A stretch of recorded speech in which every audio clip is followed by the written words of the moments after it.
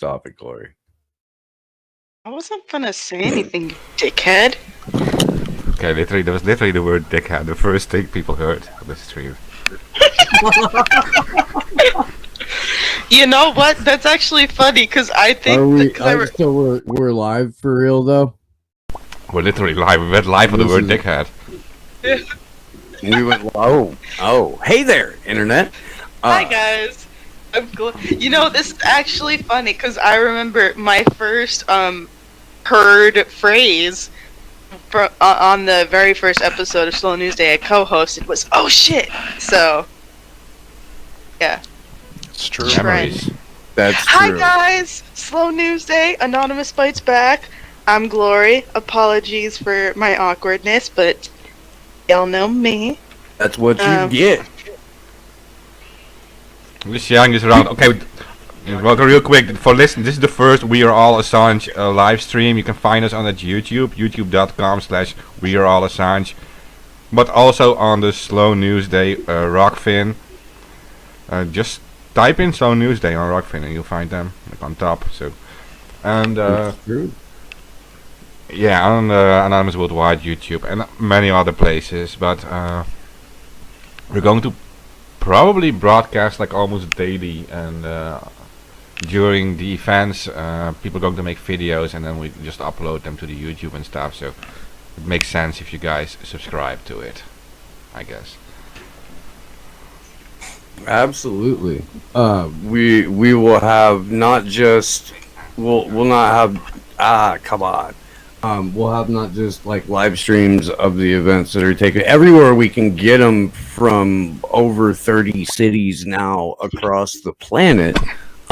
Starting, I guess, well, really, it would be New Zealand that would be kicking them off, because of the way that the time differences work. but yeah, I mean, from that point until What? I guess we're done, or Seattle's done, for however long, many hours that is on April 11th. Plus, we'll also have all of the live streams that Gloria and I will be doing with Ali Alexandra in person. And Sleepy J on the ones and twos. live in person, and the Convo Couch live In person this weekend in Los Angeles, really starting Friday night, and and then I'll be in LA till like Tuesday afternoon, and so we'll probably get another Slow News Day stream in at some point on Monday. Oh, nice. I don't see why we wouldn't.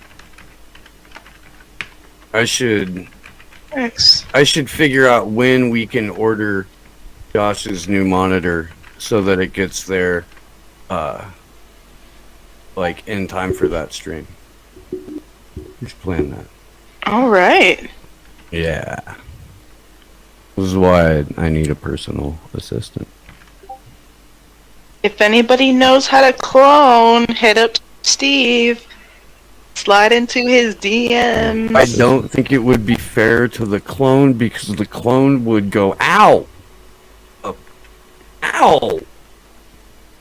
Ow!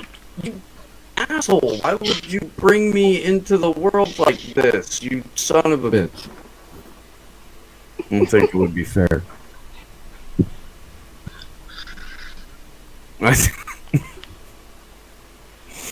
I don't know what to say. Hey, so are you guys excited? Hey, I think this might be even bigger than the Clover events, right? I mean, there's a lot of. Oh factions. yeah. yes. Well, because this day, in terms of like the overall case and the prosecution and torture of Julian Assange, like it carries more weight than the events on the 17th, because like March 17th that has to do with St. Patrick's Day, which has to do like a very kind of activism-centered message, because the Clovers for Assange was something that was taken up by activists, and it was a theme for us to be able to identify each other online.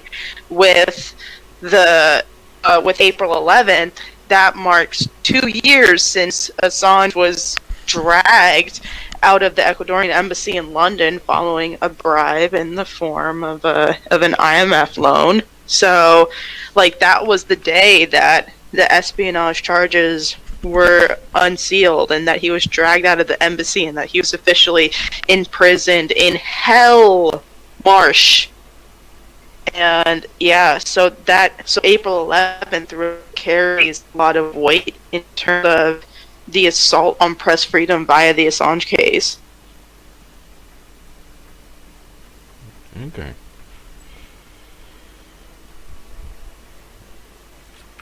I saw it's like over 25 Sorry cities about that. already, right? I mean, It's over 30 now. I'll pull up candles here real quick and Yeah, big shout out Alex Hills, Candles for Assange for helping keeping this list together. So 29 cities are doing in-person street events, and then an additional 5 cities are doing online events. So 34 total events, 12 countries across 5 continents. And that is, I believe, the biggest one, certainly the biggest one this year. I think there may have been a few more on the first day of the witness testimony in September. I'm not 100%. No, that might have been like 27. This might be the biggest. I'll have to confirm with Alex. But yeah, I feel like this one has more in America. It could be wrong though. By far, there have never been this many Assange events in the United States that are all solidarity events.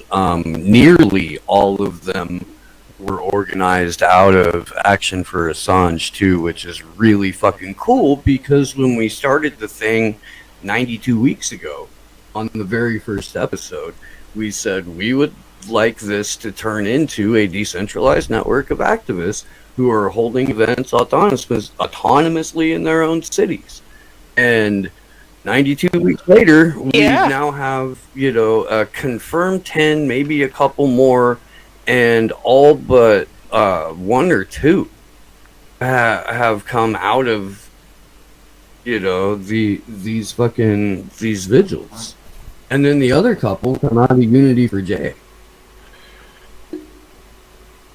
Mm-hmm. Yeah. Nah, like, it's amazing to kind of take that jump from doing, Oh, and the one that isn't, sorry, real quick, the one that isn't Action for Assange is fucking a good friend of the show here, Pamela. Yeah. Yeah. Now, I was just saying, it's, dope that this is, that, the American movement, at least, has been taken to something where it's, we can have multiple events in cities across the countries in one day, as opposed to having, one big event in D.C., and then maybe, a smaller one in Boston, and then a smaller one in Denver. Now, there's all kinds of cities doing stuff, and it's awesome to be a part of it. Yeah, I agree. I do. What I dig again is that it's proof of concept. I mean, it took 92 weeks for the Action for Assange events to pick up like this, and it's fucking tragic that we've had to spend 92 weeks talking about this. It's brutal and unconscionable that the reason that we're gathering is because it's been 2 years since Julian was illegally and violently trafficked out of that embassy. It is, just fucking reprehensible all around. Having said that, to see that people are finally, all across the country, more informed and ready to gather than they've been at any point since we've been doing this. Good sign. Yeah, it's been good seeing the uptick in like people actually getting involved. Like that was pretty much non-existent when I got involved. It was zilch. So it's been cool to see it gain momentum, and pretty much just in the last year. Yeah, and with that gain in momentum, there's so much people that are like more willing to come be public with their support, and like more willing to like get out and get on the ground about this, because there's a lot of people that are outraged about this case and that sympathize with Julian, but they need to take that step and get out of their homes and get onto the streets and let the people know. It's true. Yeah. Somebody in the Rockfin chat was asking about the New York City event, so I'm looking that up real quick. There's the main thread that has the thing with the thing. New York City, April 11th, UK Consulate, 11th a.m. at the corner of 2nd and 47th.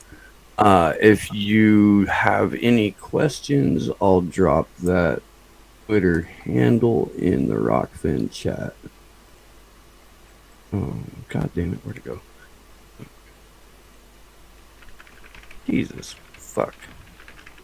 Doing great. You having problems, buddy?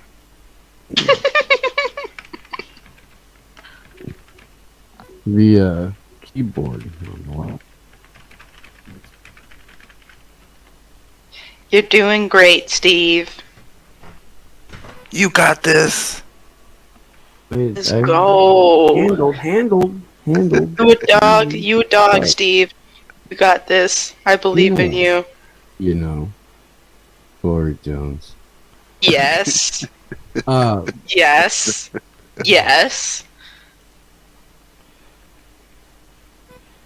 I am very much looking forward to seeing you again, Glory Jones. That's what I was gonna say. Hey, I saw there are Yeah. already trucks driving in DC and stuff, like Assange trucks. Yeah, and Yes. big ups to the aforementioned Ms. Drew for that. Awesome. And then there's going to be another truck in DC to drive it around, starting the 10th. So they're going to like converge and caravan and stuff. They're talking now. Oh, that's great. That's cool. Because these The do guy really help. that, huh? Go ahead. No, because these do really help. They catch a lot of attention. I mean, they're huge trucks, and everyone can see these banners, and yeah. 100%, and that image is fucking killer. It really is. If you guys don't know what we're talking about, I mean, I'm sure somebody can throw it. Mark, you got it. You can throw it up. Right. But it's big, like there's a silhouette of Trump with Biden's face over the top of it, and it says something to the effect of like, you know, in Trump's war on free press. And they're trying, which I get, I get, dude. It's, I mean, if people are still running around blaming Orange Man for everything that's bad and wrong in the world, then they can use that as a way to at least try and change the narrative, to the point to where like this is a nonsense extension of Donald Trump's war on journalism, blah blah blah. Yeah. Even Well, I though mean, it's really and- Joe Biden and Obama's fucking baby that Donald Trump inherited. Yeah, but I mean, it's a good thing, especially to be like driving around DC with. It's like, at the moment, it's, well, at the front, it's the Biden administration that's occupying most of those spaces, albeit, it's at the end of the day, it's the National Security States Administration. But I mean, like, it's a good thing for people to see. And it's just a good looking graphic. I mean, did Bean do that one? The one of the truck, you mean? I am- think so. Yeah. I'm not sure. I mean, judging by the little speech bubble thingies on the bottom, it kind of looks like his, because those speech bubbles were also in the bottom of our graphic, but I don't know. I'm not a graphics person. Same. Don't rely on my answer.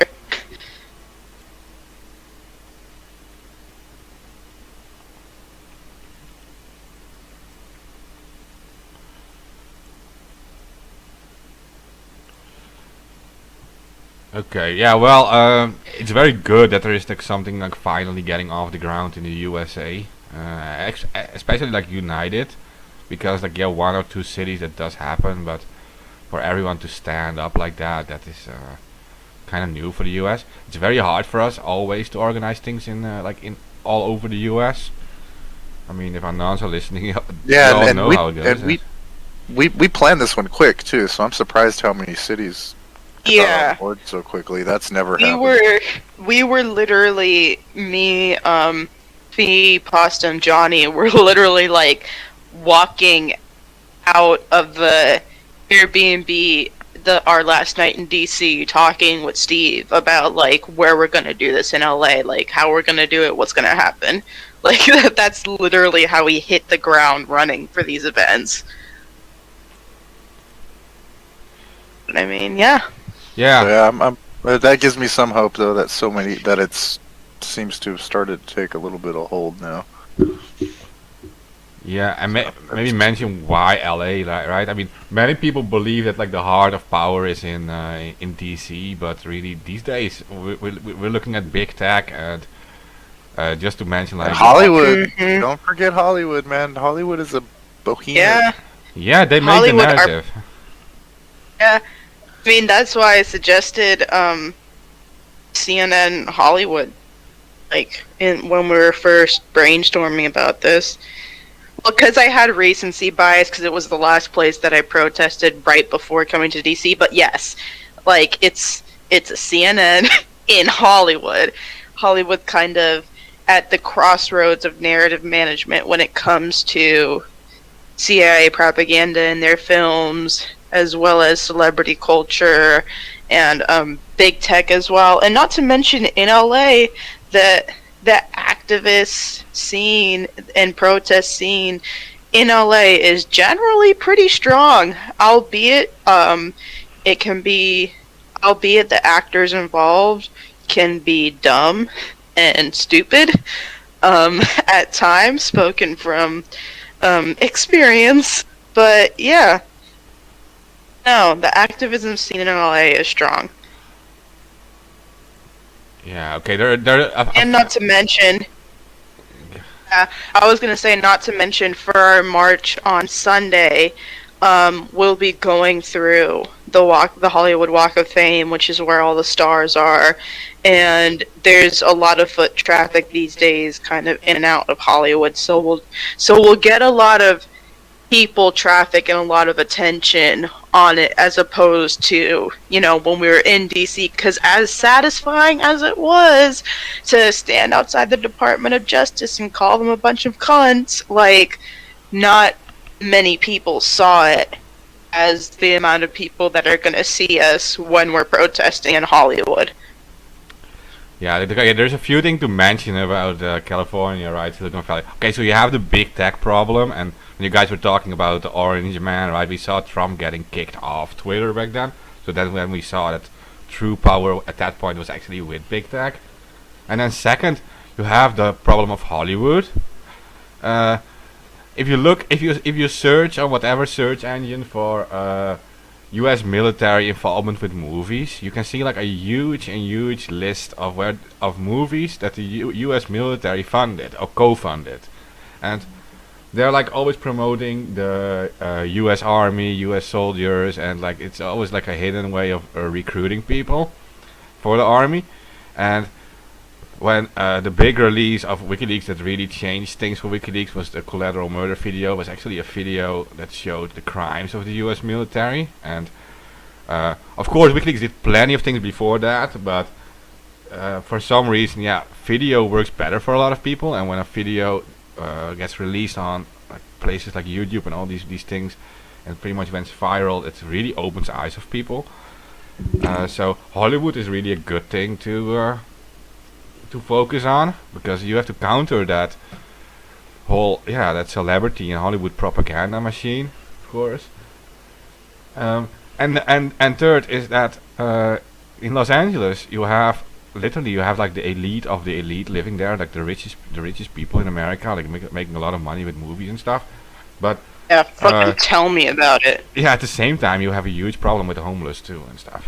So you can Yeah, and our event actually is coming right off the heels of the brutal clearing of the Echo Park Lake encampment, where they essentially cleared a whole encampment that had like an established community with like a kitchen and showers and a garden. And in the process of doing so, they arrested 182 peaceful demonstrators, including 9 journalists and members of the National Lawyers Guild. So that literally happened the week after I got back from DC. Yeah, because we got back like, must have been Friday, Saturday, and then that Wednesday was when we were back on the ground for the Echo Park Lake clearing, and yeah. So yeah, coming off brutal displays of force by the local police state in Los Angeles. So, you know, it'll be a good thing to remind people too, because you know, with the U.S. Press Freedom Tracker showing how there's been an increase in the harassment and arrest of journalists by law enforcement in the past year, a big center of that has been Los Angeles. So it's definitely going to be something. So, you know, it's definitely something that can be tied into this case, and it's something that we can also remind people of through these events this weekend. yeah.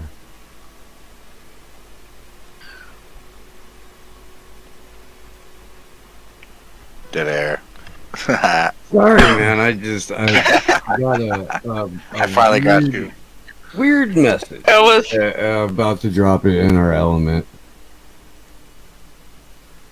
I feel like I know which message you're talking about. I don't know if you do. I don't know if Okay. We'll do it then, and then you do. All right. okay. Fix the dead air. I've been talking a lot here. So, did you want to, while we're here, Lubers, get into the Facebook hack, or are we saving that for tomorrow? Oh, we could jump in that, because it also refers to what Assange said, right? He made a very clear statements about Facebook, saying this is the biggest spy, or the biggest intelligence operation there is in the world. It collects all the Yes. information on people. Yeah. I mean, Jesus Christ, dude. To think that 500 million people have all of their shit out there, knowing how just dumb people are on Facebook and how much they just put out on Front Street in terms of like their freaking private information anyway. That's incredible to me. You know what's also incredible? That after this hack, I don't think the user number is even going to drop. Like, people are staying there. Oh, probably not. Probably not. That's what I mean. And there's plenty of activists among them too. Even like pro-Assange activists, like privacy activists, free speech activists, they're staying there. And I just think like they're apathetic. It just doesn't hit home with them. It just doesn't touch them. Like they don't get it. Like you're in a surveillance system that's set up to, surveil the whole planet for DARPA, using it through like the CIA and other intelligence, using it commercial method to do it. Like, and this is like kind of like the Blackwater. What they do with Blackwater too. Like you are using a commercial company to do certain tasks for them, and it is like it's completely like packed into like nice colors of some great company, but in fact it is just U.S. intelligence. It's as simple as that, and not even just U.S. It is like other countries too, but mainly U.S. I guess. And they're just collecting everything, and now it's hacked. 550 million, 522 million records just laying around on the street, and this is what is published now. But of course, there is a lot more than that.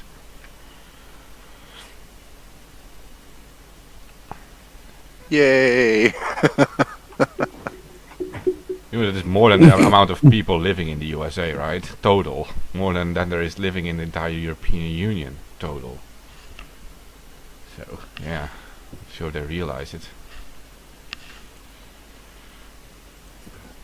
But I mean, so this is the thing though. We fortunate enough to spend some quality time with Cory Morningstar recently, and like where Facebook is concerned, they don't give a fuck about the West in general, and that's not where their user base is coming from. Their user base is coming from the global South.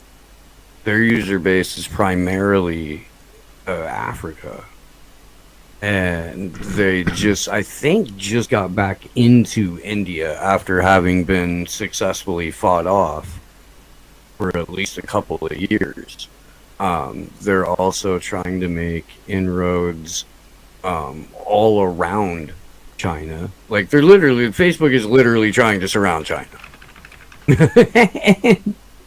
And they're quite literally surrounding Africa in trunk line cable. Yeah. So fucking subsea cable. In terms of user base, or at least future potential user base, Facebook isn't even looking at the West. Not for Facebook itself. They've got Instagram. They've got. I'm sure they'll fucking snap up a couple other platforms along the way. But they can let Facebook fucking basically function as what it has been for a number of years, which is a data mining and surveillance operation that aids in narrative management.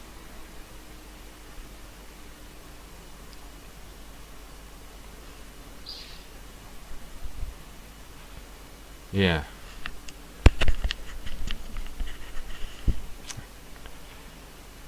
Yeah, and so just Yep.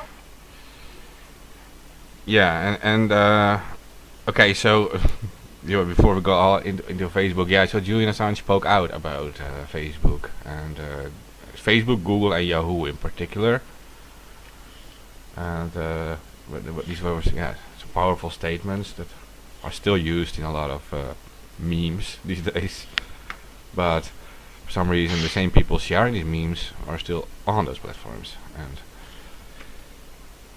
And let me jump in real quick though and address the YouTube chat real quick. First of all, Alex Hills and Voltaire and Number 3, thanks for hanging out.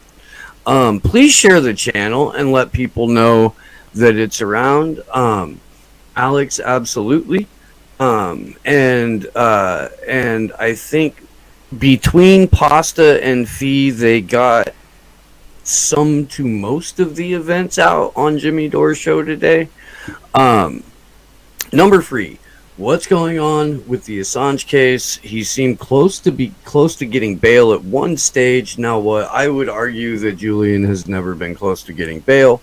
But we can touch on that in a little bit. At this point, right now, today on April 7th, Julian Assange is still a political prisoner with no charges, waiting to find out what is going to happen in the appeal process. Yesterday was supposed to be the extended deadline for his defense to submit a counter appeal. When I was talking and scheduling with Kevin Gastola this evening, he says he has no idea if a cross appeal was finally submitted. There's been a couple of not necessarily conflicting, but just ambiguous emails from the Crown Prosecutorial Service itself. But essentially, limbo. But limbo being solitary confinement in Hellmarsh Prison, where he, is routinely denied access to even the most basic prisoner services, including his lawyers, meeting with his lawyers. He can't access the bulk of the material that he would need to use to aid in his own defense.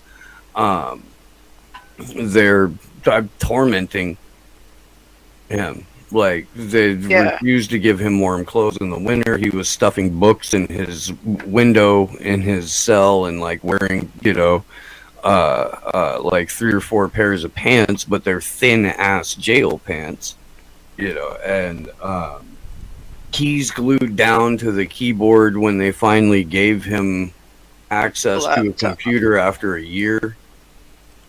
And so kind of the TLDR on it is on January 4th. He extradition was denied by Vanessa Breitzer. She 100% agreed with the legal arguments of the prosecution, which were largely based on fan fiction. And CNN articles. Yeah, absolute outright bullshit and lies, and the testimony of a paid FBI informant, pedophile, sociopath, and rat. And that's just fuck you, Taboo. Right, and Siggy, teenager. And God, in retrospect, that's a hella gross fucking. Anywho, so extradition was denied on the solely on the condition of U.S. prisons and Julian's determination to commit suicide if he was to be extradited. So that happened in the order, like in the paperwork on the way out, the statement that she read. Julian's release was ordered, and then 48 hours later, he was denied bail. The judge cited a fucking... she cited that... what's his name? AMLO. The president of Mexico had offered him asylum, and that if Julian was given asylum, he would be greatly disincentivized to come back and face an appeal hearing and get dragged to the U.S. So she denied bail. At no point really has it looked like bail would be a thing for him, although there's all the reasons in the world that that he should be given it. I don't know if anybody wants to jump in. You feel like I'm missing anything? I mean, by the judge's own orders on paper in the extradition hearing, she said at the end of it, I hereby order Julian Assange to be discharged from Belmarsh effective immediately, and then come back 2 later and he's denied bail. So she's literally going against her own words and denying him bail.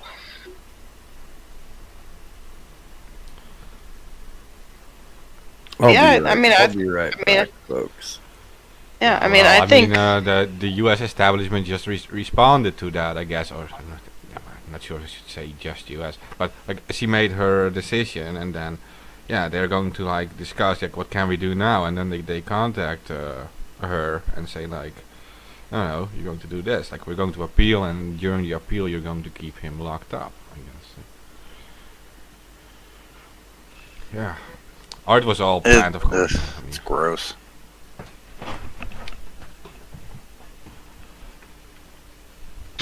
everyone was celebrating, right? That day that he said like he's going to be discharged now, and everyone was celebrating. And then a few days later, yeah, They're like, wrong. yeah, we all thrown back in, and he was thrown back. Yeah, that's not happening. I had this discussion earlier in one of the Discord servers, and saying like he always knew that they would do this to him, right? And he's like a hardened activist, journalist, and he always said like, yeah, they're going to like catch me and they're going to change me down like to the end of the world. They're going to make my life a living hell, is what he said. So he was prepared for it, but he did a service as a journalist. But imagine all these other journalists who are not prepared for it, and Oh yeah, man. I mean, that's why I think the chilling effect is so important. Because I mean, you're gonna have even like really like arguably good journalists not covering stuff because they can't deal with that stuff. Like they can't deal with being locked up in a place for 10 years. Are you kidding me? They'd lose their shit after like a year, maybe 2. So, I mean, no one wants to do hardly any investigative journalism now. No one's touching anything that has to do with the government. Like it just there's just not shit coming out. I mean, I've noticed that over the last couple of years. yeah, It's like the major leaks come farther and farther between, and I think it has a chilling effect on whistleblowers themselves too, because they take the brunt of it. well, Yeah. you won't just meet another journalist who after like all this like psychological torture and being locked up in like and isolated for so long still like raises his fist, right, and saying like with that like that he's still fighting, right, after all this time. I mean, imagine that you're in that situation and you're still having this fighting spirit up. It shows like true like a strong character this guy has, Julian. Agreed. And I mean, to your other point too, it shows just how broken the institution of media has, is. Essentially, I mean, it had to be fucked off initially, or else there's not even a reason for a WikiLeaks. It's true. If there were already outlets that were routinely releasing the kind of information that WikiLeaks was, in the manner that they were, we would have gotten a completely different project out of Julian Assange. But because media was in the state that it was initially, because there was such a need for people to be able to see primary source material, in a relatively short amount of time from the whistleblower gaining the information to it being published, it was just necessary. Like, it had to happen, and what we've gained from it is the ability to have a more realistic, rudimentary understanding of how world governments and corporations operate beyond the marketing, because the vast majority of the leaks that WikiLeaks has been given, not like stamped, burn after reading or anything like that. That the Chelsea Manning's leaks were incredible. Daniel Ellsberg made this point during the hearing that the Pentagon papers that he gave were all very high level classification, and the Manning leaks were rather low level classification. To the point to where she didn't need a username or password to access them, on the computer. And my point is, like, that gives you a genuine, basic understanding. You can go from there. You're supposed to go from there. That's what it's for, man. WikiLeaks is supposed to open a fuck ton of doors. And I get frustrated when people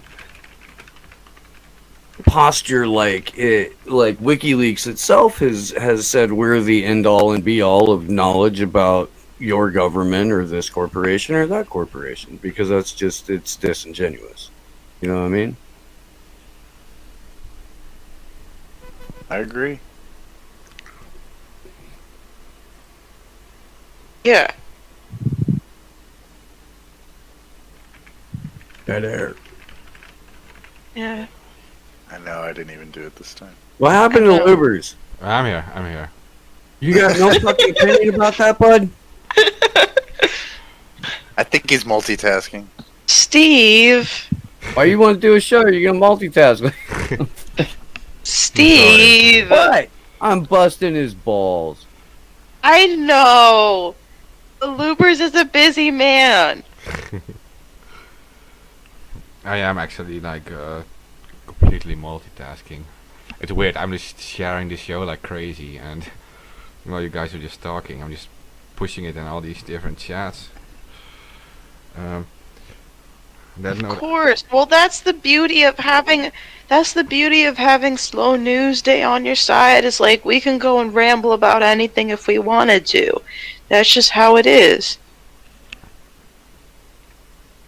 Yeah, it is actually.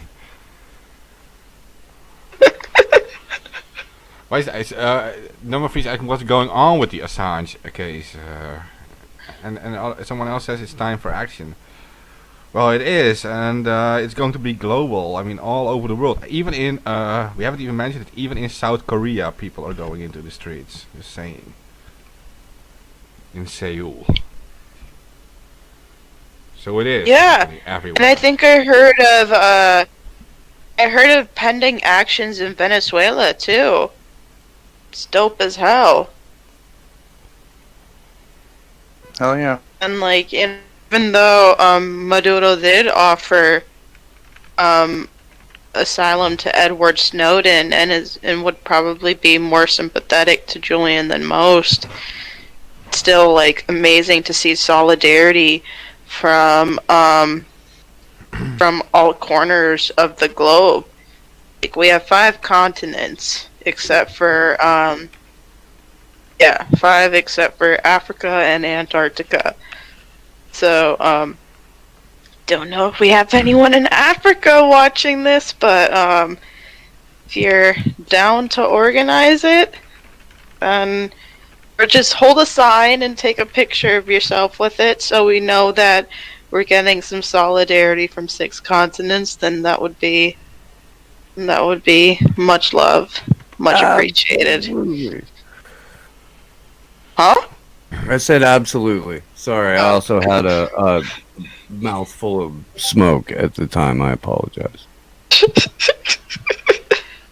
I was just yelling at Lubers for multitasking. It's bad actually that kind of smoke. But when you say the word smoke, we are some. When you say the word smoke, Steve, like immediately I want to like smoke something, right? That's so bad. That's like really like a smoker's thing. I get it. I get it. Even though he's gone to a vape, it still makes me want to smoke more. Hey man, that was a weed pen. Fair enough. Fair enough. It's 10:38 p.m. on the West Coast. I'm gonna smoke me a little reefer. I'll help you fall asleep. Take away my back pains, my cataract. Your pains. That glaucoma. Are we going to shield on this stream for legalize cannabis worldwide, or? Look, here's what I've found. Because I live in one of the largest cannabis producing areas in California. Legal cannabis, at least the way that the California did it, fucking destroyed the small and medium farmers and extract producers, and it was written by, for, and to the sole benefit of corporate cannabis. And if that's what legalized worldwide looks like, yeah, keep it gray. You can globally mandate medical cannabis and cool, but if you're going to legalize worldwide, I mean, demand up front that all cannabis convicts be released before you even start to talk about what that looks like, right? Oh, okay. Sorry. I apologize. Yes. So in here it's illegal, like, to buy it and to smoke weed.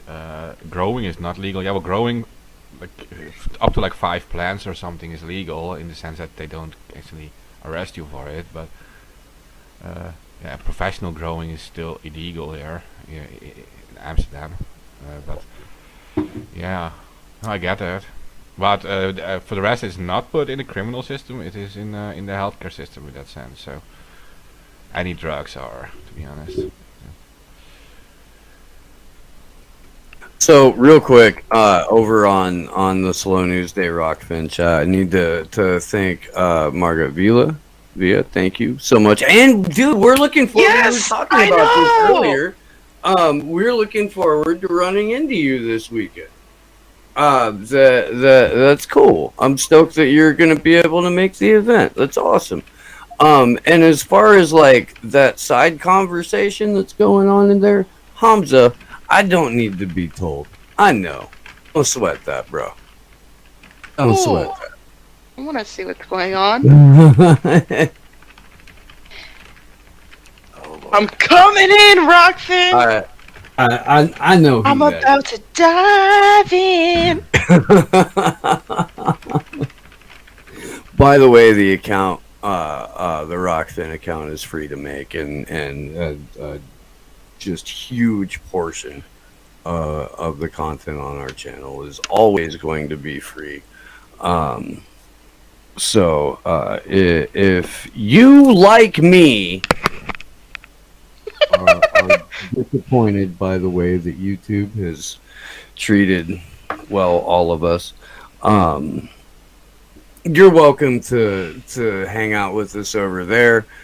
We are also on D-Live and Odyssey, and holy fuck, is Odyssey getting put through the ringer right now. Right when they were about done with live streaming. Yeah. Are you saying there's Hobbs? Are you saying that there's rallies in Nigeria and Senegal? Yeah, if you have flyers or anything like that, or any information, or can help us get in touch with the organizers, could you please do that? I'll drop my email in the chat right now. Yeah. Or if there's a link that you can paste in the Rockfin chat or anything like that, that'll be dope. Yeah, We'll have rallies going in 6 countries. Yay! Shout out my Niger brothers. Let's go. Okay. Yeah, dude, that's good, because that puts us at 6 continents too. Yeah.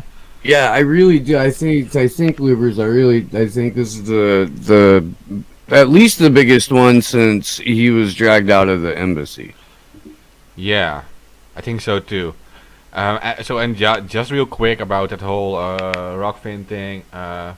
not to like push one platform in particular, but it goes back to what Julian also said. Like, we have to decentralize in that sense, that we have to be on multiple platforms. Like, if we only use like YouTube or only use like Twitter or something, we're going to have to deal with being centralized and easy target for people who want to silence us. Like, you sign these terms and conditions, you'll be removed if you say anything that is outside of what the thought police wants, and you'll be removed, and it will be a thought crime, and you'll be gone from the platform. But if you decentralize to other platforms, and for streaming, like with Odyssey or with Rockfin and other DLive, and there's so many other things now, that you create an incentive too for these platforms to want to keep you on. Like, you're putting pressure on them. You're just showing them like, yeah, okay, we're on other platforms too. We don't actually need you anymore. So maybe you start working to actually want to keep us, and you start going back to what you once were, because in the past they weren't like that. Like, especially like platforms like YouTube, they dragged everyone in early days by being like some sort of like semi-free speech platform, saying like, yeah, you can publish anything with us. We're a great platform. You get all the reach. You can say whatever you want. And then when everyone was in, they started like cutting down on it and removing the free speech. Facebook was the same thing. We used to use it really hardcore for street event organizing early days, and they were allowing pretty much everything. And then they started, when they had everyone in, like a huge honeypot, then they started to remove all the free speech things, and they started creating this whole thought police thing. So decentralization, and what else? This Julian. Also, like with the early days with WikiLeaks, 2010, WikiLeaks was being very heavily attacked by the U.S. military, getting denial of service attacks against the platform, and it was taken down by the U.S. military hackers. And what Julian also offered as a solution was he made a backup of the site, and a zip file made available to everyone, and to start their own WikiLeaks. And like within like a week or something, there were 2,200 WikiLeaks sites on different mirrors. And at that point, the U.S. military had to give up attacking the WikiLeaks platform, because there were 2,200 WikiLeaks suddenly, and it was going all over the place. And waiting 2-3 weeks more, there would have been 10,000 WikiLeaks websites, ran by different people, but the exact same content. So that's the power of decentralization. It's true. I mean, yeah, you are preaching to a fella pastor there, brother. I Lots more things need to be decentralized. Absolutely, man. Yep. And shout out to Keith McHenry from Food Not Bomb, who has been preaching decentralized activism for 40 years, and there are over 1,000 Food Not Bombs autonomous chapters all over the world now. And you know, I mean, Keith didn't go into it when he was on Anonymous Bites Back. Really, he didn't go in. I didn't hear him talk about it until he was on with the Combo Couch. But a few years back, the original author of the Anarchist Cookbook denounced it and said, "Look, man, here's the deal. I was trying to get out of Vietnam. I went to a library. I copied down a bunch of really cool shit, and I didn't have to go to Vietnam." And a bunch of other people didn't have to go to Vietnam. They actually got arrested for having possession of it. But so he denounces it, and Keith sees this and goes, "Huh, I wonder." So he reaches out to the guy. He says, "Hey, man, I co-founded Food Not Bombs. I have always wanted to." Or he says, "Well, hey, I'm an anarchist, and I co-founded Food Not Bombs. I would like to rewrite the Anarchist Cookbook and perhaps throw a few recipes in it. Could I use your denouncement as the foreword to the book? And dude goes, yeah, that's cool. You can do that. So Keith turned it into a he's got recipes for organizing and activism. He's got like his collected thoughts on anarchism, and then he legit has a bunch of I think they're all vegan recipes in the back for food for small groups, food for 100 people, food for 300 people. It's wonderful. It is.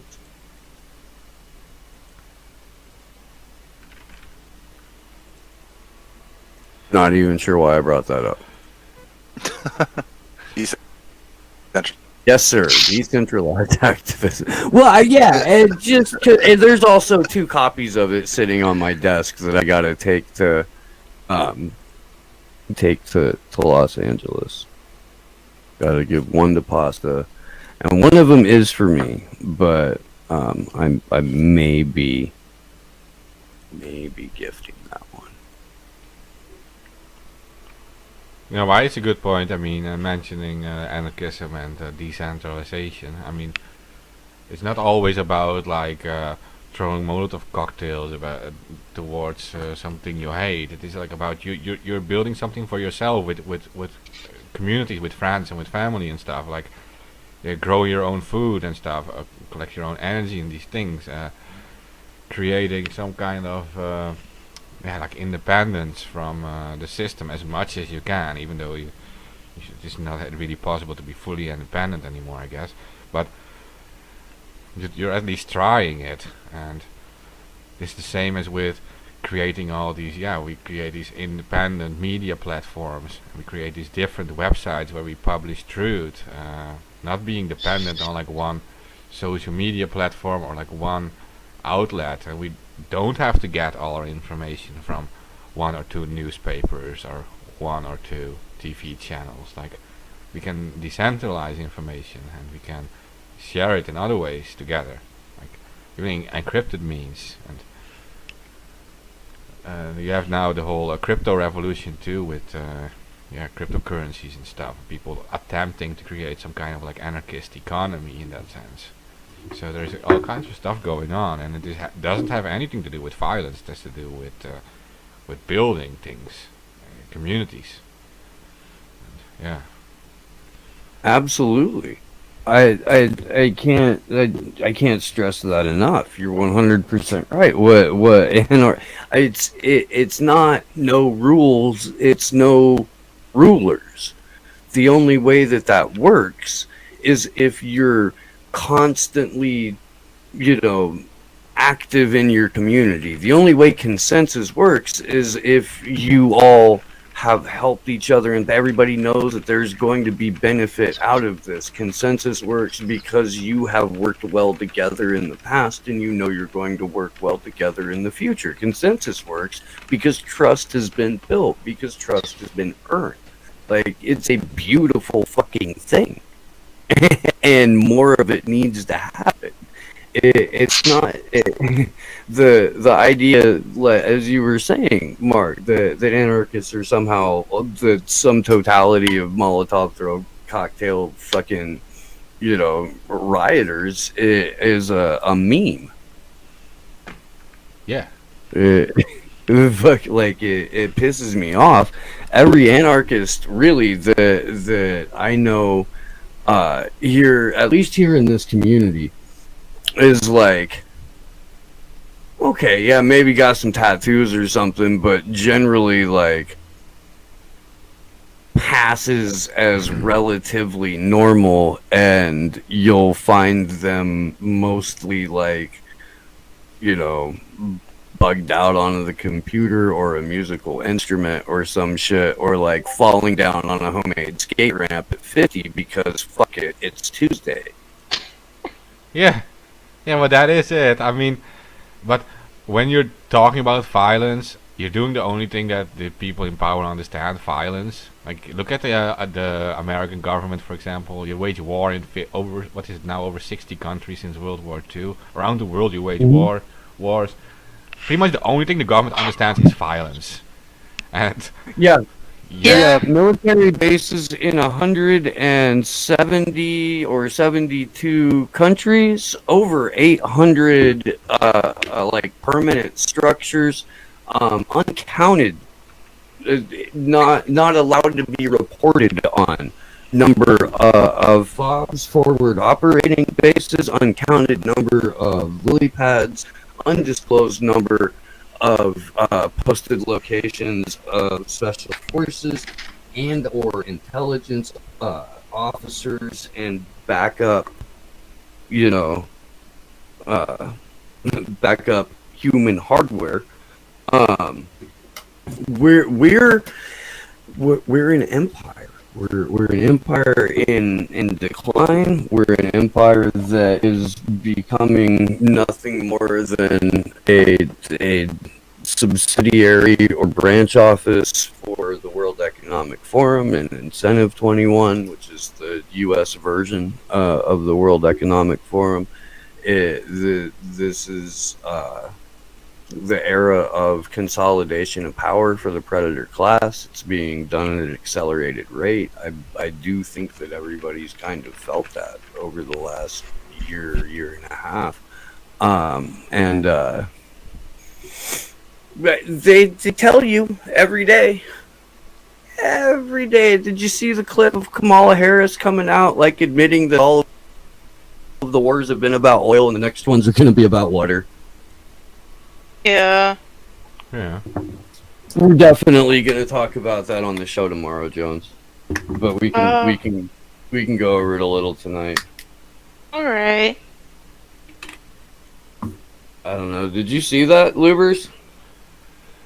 I didn't see that specific, but I have seen it in the past already happening. I mean, they're already talking about scarcity of drinking water, and you have companies like Nestle, etc. They're buying everything on in the poor countries, like in Africa. Nestle are buying up all these drinking water resources and selling it back to the people in plastic bottles, expensive plastic bottles. So it becomes, and you had that guy from Nestle then saying that water is not a human right.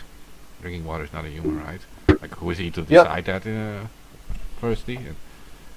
Yeah. It's insanity, honest. It is. It is. It's a form of, like, that's a psychopathy or sociopathy. 100%. And look, it, like, I hate to paint people with a broad brush, Mark Bloopers, or Jones, Sleepy Josh. I do. We know Sleepy you do, generalizations don't help anybody. They don't. But it is remarkably consistent across the predator class for them to make public statements that they view us as insects or animals. Or test subjects in general. Yeah. That's not me saying it. It's not. It's not. It's them saying it. It's me telling you about it, but it's them saying it. Just because I tell you about it doesn't make the weight of their words any less heavy. No. It just shows complete disrespect for humanity, for humans, and we see the effects of that in places like Yemen right now, and in Myanmar, right? Where's like we're talking 100. Donbass, Ukraine. Yeah, where people dying right now. At this very moment, people are dying. You have to like realize this is not like a different time in history. It's literally you're traveling 1,000 miles to the east. If I travel, 1,000 miles to the east, I will reach Ukraine, right? Travel 1,500 miles south, and we'll reach Yemen. So There are yeah, Ukrainian neo-Nazis with the SS Totenkopf ruins on a patch on their uniform, sharing a fucking jump seat or a jump bench in a helicopter with NATO troops as they're on their way to go confront Russian soldiers. And the dude in the SS with the SS patch just got done shelling a fucking village in Donbass because the people there wanted a little bit of agency and self-governance. Yeah. Damn them. They don't really have a standing army, yo. Like, they've got, like, farmers and carpenters and shit like that that go work a shift and then go put on a uniform. Hope they don't get fucking massacred by Ukrainian soldiers. Yeah, just to survive. There's, like, these are, like, bro, this is, like, peasant class. Like, fucking, these are not wealthy people when fucking, you know, you hear callous people like, why don't they just leave? Well, all the ones that had the means to did. Now these are the people who are too poor or too old or too infirm to get out, and that's their army. yeah.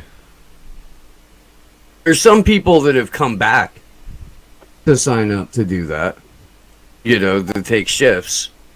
But, I mean, and again, this is the Ukrainian neo-Nazis that are only in power in Ukraine because Barack Obama and Joe Biden helped put them there.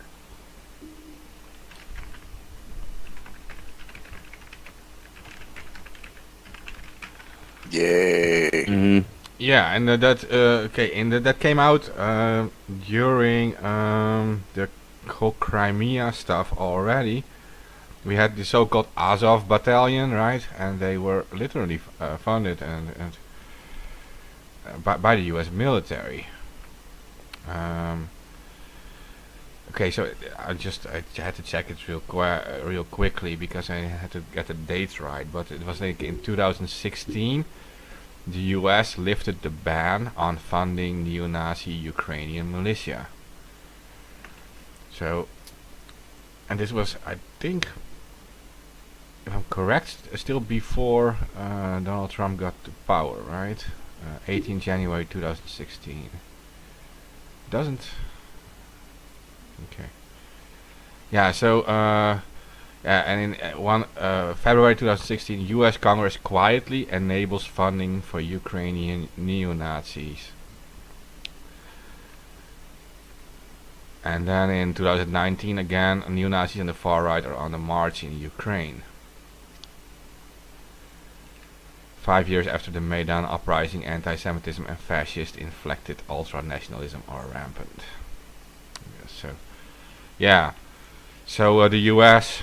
in that sense has been caught over and over again funding and directly supporting these neo-Nazis, and this isn't new. This is what these people do.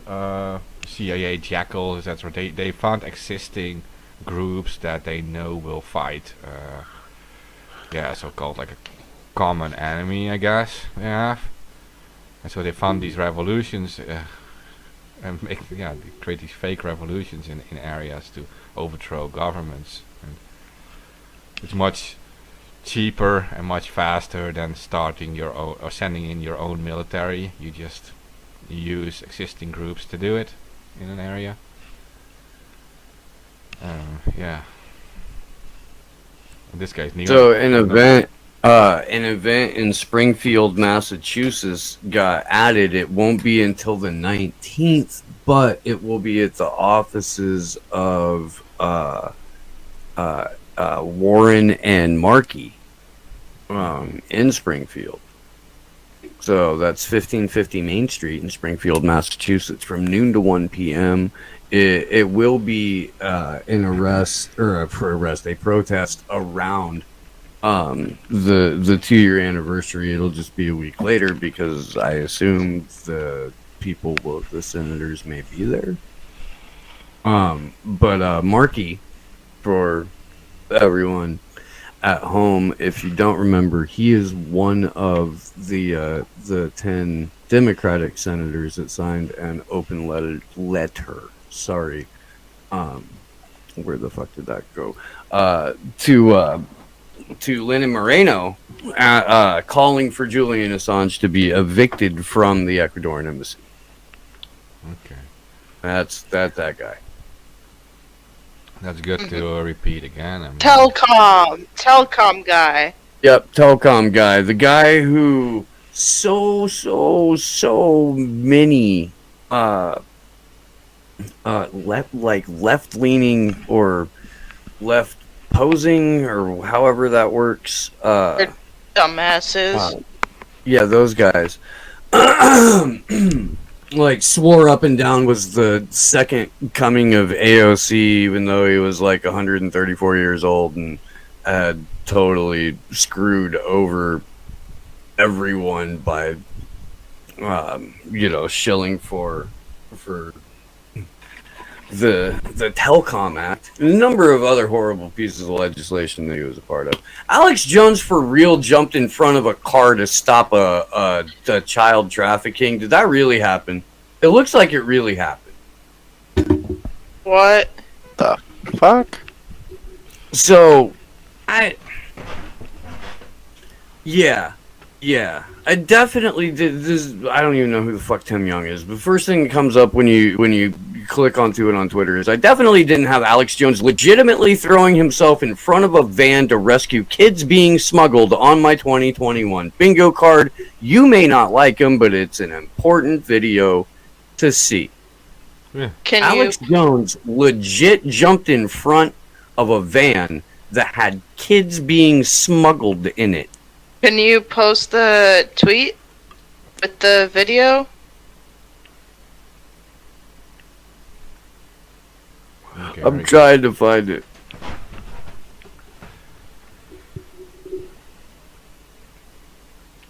Okay, here we go. Okay, and so in the meantime, to the new event in Springfield. Okay, so on weareallassange.com/events, I will update it twice a day with new events, and I'm talking closely with Alex from Candles for Assange to do it. But if there is an event you know about and it's not on the site, you can always DM.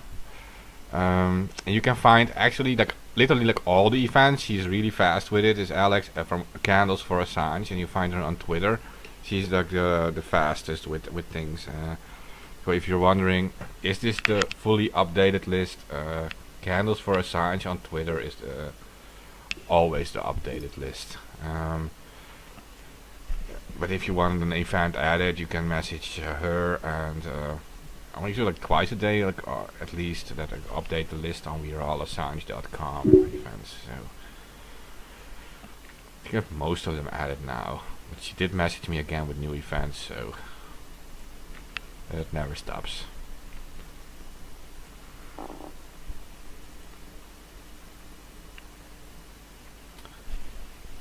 Okay, so that's from Twitter.com Keemstar about Alex Jones.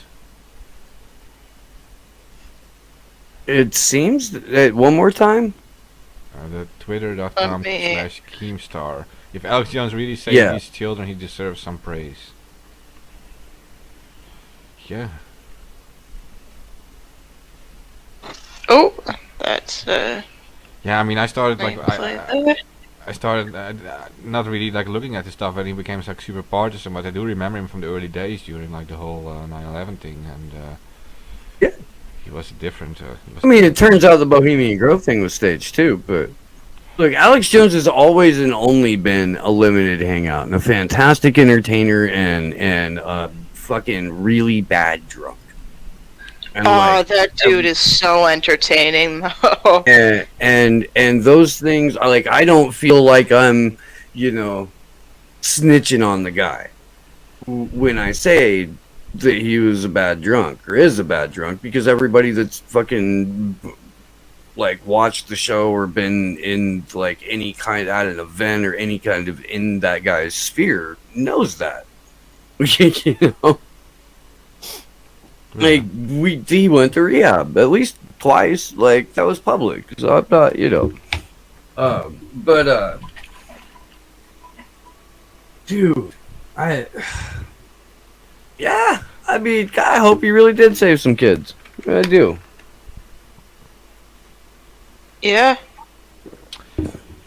I mean, there's a ton of truth in what, or a legitimate amount of truth in what Alex Jones has to say.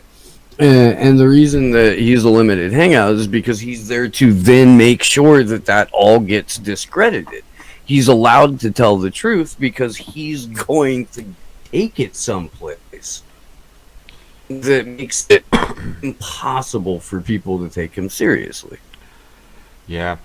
I'm surprised we're mentioning Alex Jones on the first We Are All Assange live stream, but in 2000. I'm sorry, dude. That came across my newsfeed, and I'm like, he legit jumps in front of a van. Yeah, no, it's very good. No, but like, Yeah, it's a... I'm not supposed to just have a reaction to that. I apologize. no. Yeah, no, it's like I had a reaction earlier to the last chapter of Attack on Titan being out. Oh my god, guys.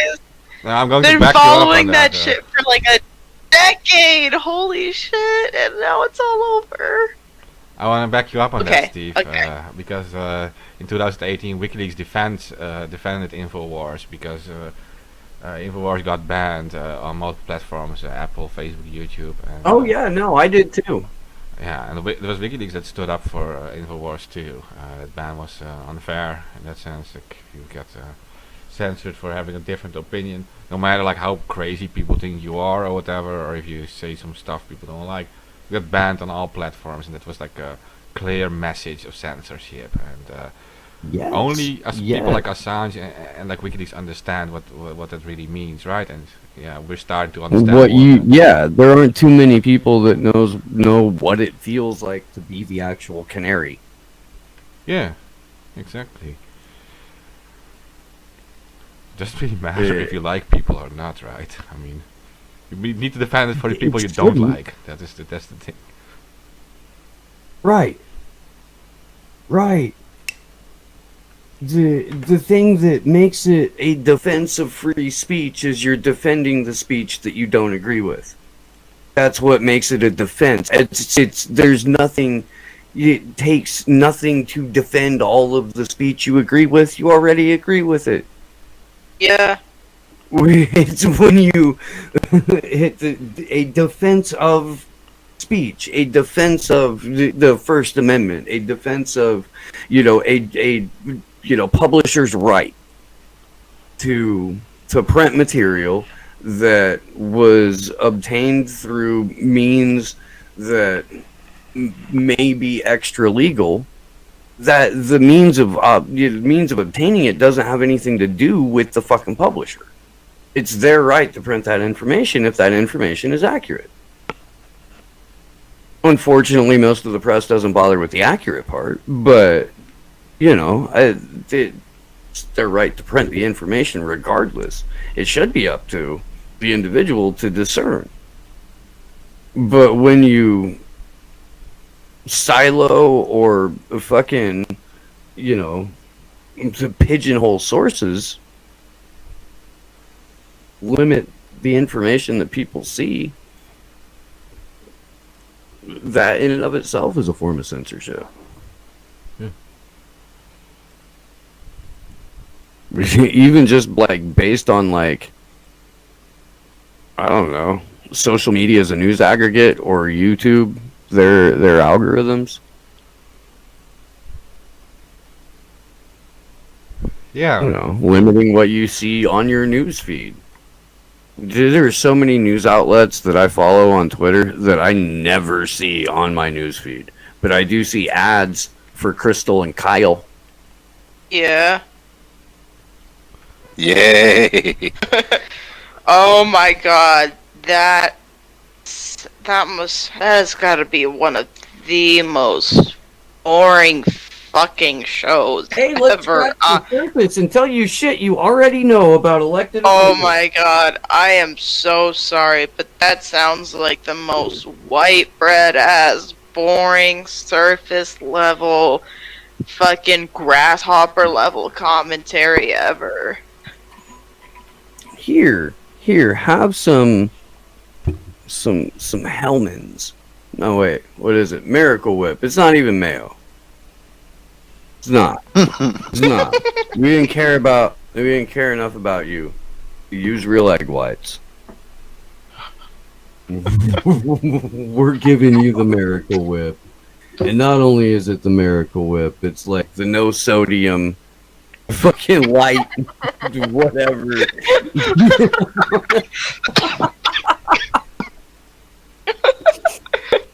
And you can only eat it on a rice cracker.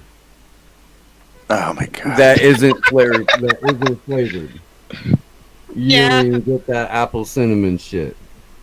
Oh man, that's too spicy. It's too spicy for Chris. Who apparently like just figured out that AOC might not be on their team. Yeah. Like, bro. Seriously, if it wasn't for the fact that like I don't know, boring basic ass bitches think that dude might finger bang them someday, he would be selling stepped on ecstasy at a fucking nightclub somewhere. Oh, dude. Ugh. Just- I didn't need that mental image.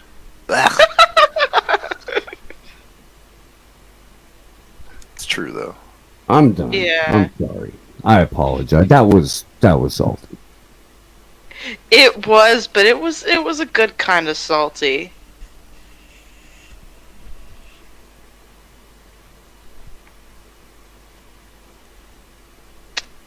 Oh, come on, Placone. What? That's funny. You can like it. What? What? So Placone tweets out. The CNN has an article. And by the way, I love Ron Placone. He's a good friend. And yeah, love him to death. He quote tweeted CNN's thing about former Vice President Mike Pence has signed a multi-million-dollar 2-book deal with Simon and Schuster, making him one of the first alums of former President Donald Trump's inner circle to ink such a lucrative contract. So Placone tweets out Pence book titles, and it's Chastity Belts and Cocoa Puffs. Fantastic. Fantastic. So, I offered Life According to Mother, Running from Gay Thoughts, Cardio with Mike Pence, and Bore Them into Submission, The Real Art of the Deal. Okay. Yeah. I thought those were good. I thought they were good. Yeah. I know that Cocoa Puffs one is pretty good though. It is. I mean, he gets paid to stand up and tell jokes. It's true. And he's been doing that for like almost 20 years now. So I don't know. like, There's a lot of comedians though, especially on Twitter, that like aren't really funny on Twitter. But Well, dude, they're his not fucking, really- but his like one-liners on Twitter are even. yeah, he shines on the zingers. He does. Really does. And then like he came up here and fucking did a show. Like I've seen him go for more than an hour too. The extended material and the way that he constructs the story, just good, dude. Yeah, like solid joke writer all around. There's and you're right, dude. There's comedians that just aren't fucking funny on Twitter. Well, they're not funny on Twitter, but then they're not that funny on stage either. Yeah, but I don't know. Like I think it's commendable he's able to be funny in both Yeah. spheres because I don't see it very often. Yeah. Yeah, it's pretty Jim Earl's pretty good on Twitter too. Tripoli's insane on Twitter. That's why he's banned. By the way, reinstate Sam Tripoli. They got him again. Free Sam. Free Sam. What kind of stuff did they get suspended for then? Like, I have no idea. Sam sometimes gets in a mood, say some shit that he probably shouldn't say in the first place. For sure. Usually at the expense of someone who deserves it. Pretty much always at the expense of someone who deserves it. He's not a punching down kind of dude. The only time I got suspended from Twitter, or like put on a ban or whatever, was when I called Joy Reid's audience humorless cunts. I didn't even call Joy Reid a humorless cunt. I'm not allowed to say such things. Like, weird. I wonder if there's a difference, like in which country you live or something, what you can say or not. I know there's like special rules for like reporting things on Twitter in like Germany too. You have like different rules. Oh yeah. Yeah, like there's like certain privacy things which are much more strict in Germany. So if you have like a problem, then yeah, they will act on it much quicker. Yeah. So I'm not sure how that works at this point anymore. I just know that it's going to get worse with the whole dot police thing, and that is what really is scary. So we have to move fast now and take all social media and build our own, right? I'm dropping that. True. I'm dropping that vice president. Hey. Just here laying it out. Yeah, no, all the wars were for oil. Now they're gonna be for water. Yep. Here it comes, peasant.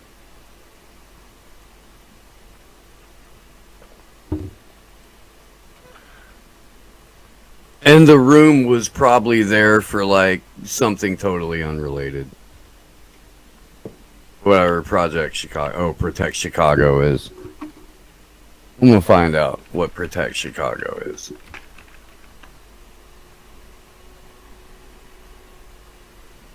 Ah.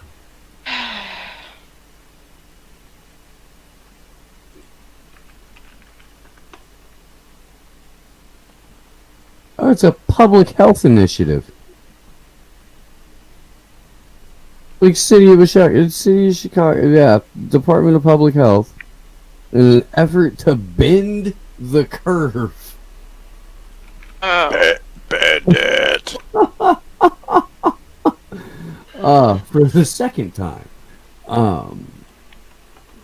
The strategy calls on all Chicagoans to change their behavior through targeted regulations, strong messaging, and a community-based outreach strategy. If changes are not made by Chicago residents, businesses, and visitors to mitigate the spread of COVID-19, the city is on track to lose 1,000 more Chicagoans by the end of the year, or even more. A key pillar of the Protect Chicago strategy will be the implementation of several regulatory measures aimed at combating alarming rise in COVID-19 cases and hospitalizations, not deaths, mind you. Chief among these new efforts is a stay-at-home advisory, which calls on all Chicagoans to follow clear measures to protect their community and help us flatten the curve. Residents are strongly advised to adhere to the advisory by following these guidelines, which will go into effect Monday. This happened in November, apparently. Yeah, so she's at a thing for this. Oh, here, let's look at the regulations. Only leave home to go to work or school or for essential needs such as seeking medical care, going to the grocery store or pharmacy, picking up takeout food. or receiving deliveries. If you do leave home, practice social distancing by staying 6 feet away from others and wearing a face covering at all times. No gatherings. Don't travel out of state unless it's essential. Comply with city and state orders. Practice social distancing and avoid touching surfaces. Use remote modes of communication like phone or video chat instead of visiting friends or family, especially on holidays. Yeah.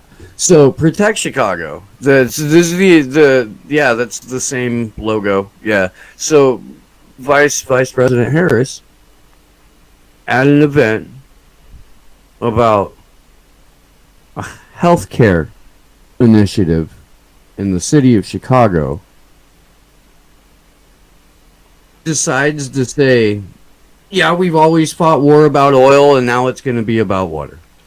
Because Kamala Harris, or Kamala Harris, however you're supposed to say it, Camillary, it is a dead-eyed soulless servant of power. It's interesting you said Camillary because I was just looking into that quote, and in 2012, 2012, the U.S. Director of National Intelligence said the risk of conflict would grow as water demand is set to outstrip sustainable current supplies by 40% by 2030. These threats are real and they do raise serious national security concerns, Hillary Clinton said in 2012. So that's what they already talked about, the wars for water, and it was Hillary Clinton actually pushing that whole story. So it's not surprising that Kamala Harris is repeating the whole Clinton story, which originally is a quote by a fiction writer called Clive Cussler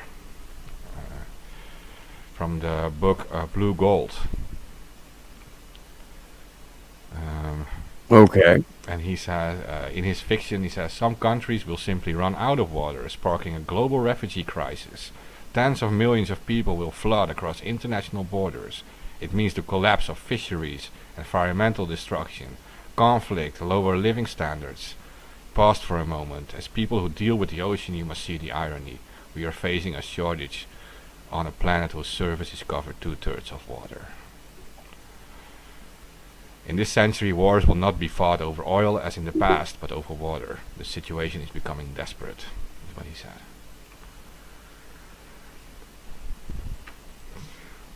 Yeah, it was later repeated by a scientist, Italian scientist from the European.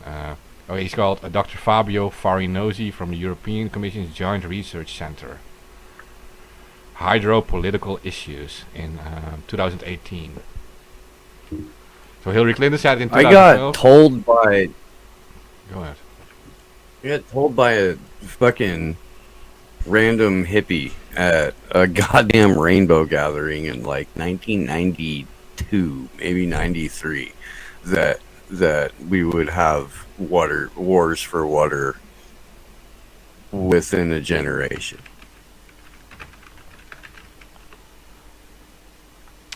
Yeah, We're about there. We got like 2 more years.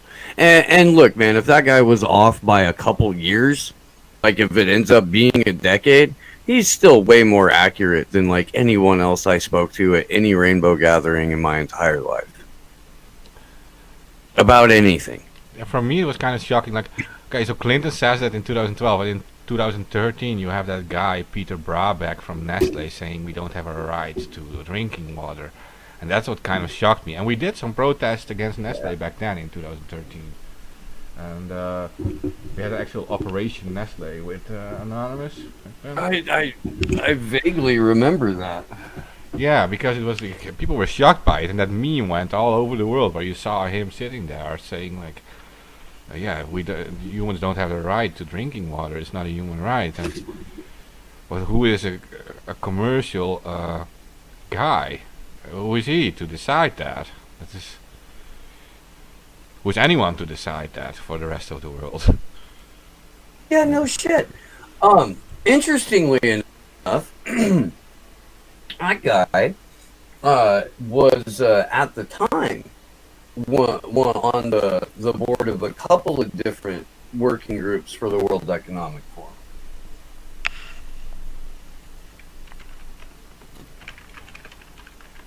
That is interesting. I don't know if he is or not now. Wouldn't be surprising. Such people get pulled in or buy themselves in such organizations.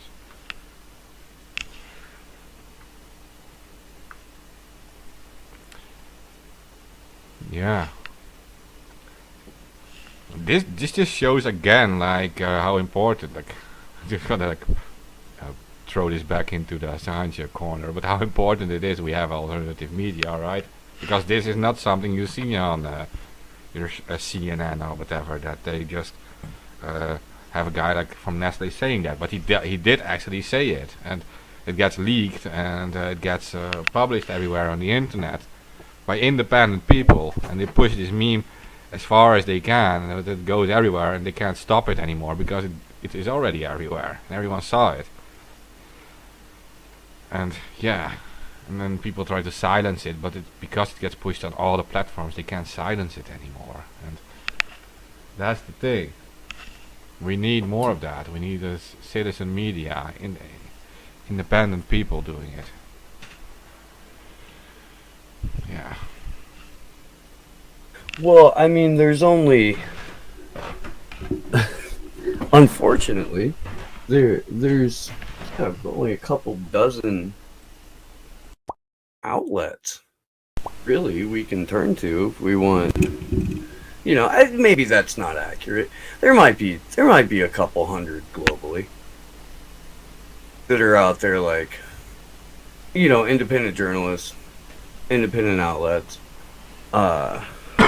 putting out, you know, incredible work, and the absolute truth. What we need is a little bit more, I don't know, cross-pollination. We need to be able to get the people who are doing the good work into the hands of the people who need to see it the most. And I understand that, like, you gotta, like, slow walk some people, right? Like, you couldn't just, I don't know if you could just hit somebody with this show. Or like a Slow News Day with Whitney Webb or NET Lab or any of the, you know. Oh, no. I think we're also facing one big issue. We need an alternative media that actually creates the narrative. That we decide what is like the talking point. Yeah. No longer a response to what the mainstream media said. Like, so some politician says something, all the alternative media is replying to That's what what we're doing. You see that though, right? Like, you see that that's what we're... Yeah. Yeah, we just need other people to pick up what we're putting out. But like deadass, that's what we're kind of like openly encouraging to happen. Is that when the you know, like, I want all of the shit that we're talking about, you know, in terms of what we really need to be organizing around to resist, what where we can go from there, you know, and how to go about that. Like, those are the conversations that need to be dominating right now. Holy fuck, this is the root problem. This is what we really need to be addressing. This is how we can solve it. Let's organize around that. Let's do that. Okay, now what? You know, but now what is the reward for organizing and stopping the fucking problem? Yeah, because I do see like a lot of alternative media. You say like there's just only a few outlets. Yeah, it's true. But there's also these semi independent media, but they still run with the mainstream narratives. That is a huge issue for me. That, yeah, like I said, like some politician says something on TV, and like they're all going to jump on it and going to say the opposite of what that politician says, and then they are like the alternative voice, but they are still only talking about that narrative created by the establishment. They're staying in that little corner that the establishment creates, and they know that is going to create a debate, and they want a debate about that stuff because that is their narrative they're pushing, and they want attention to what they have to say about that narrative. So they love people to actually jump on it. So not sure if people understand what I mean by that. I hope so, but like yeah. So they throw up a ball, right, and they want a certain like fake or like controlled alternative media to pitch back that ball and say, we don't agree, so they can repeat again more stuff about that, and they push it harder. Absolutely. Oh my god, dude. And it fucking, when I see like my friends fall for that shit, I see it so much. Yeah. You know, I'm like, dude, come on, you're going right at it. Like, if there are people who are watching right now who aren't familiar with Slow News Day, like, you'll notice over time that when there's a bunch of distraction porn and political theater going on, Glory and I won't talk about it. Or if we do, it'll be like, okay, but look, that's bullshit, and here's why, because. Yeah. And we'll only do it, like, once.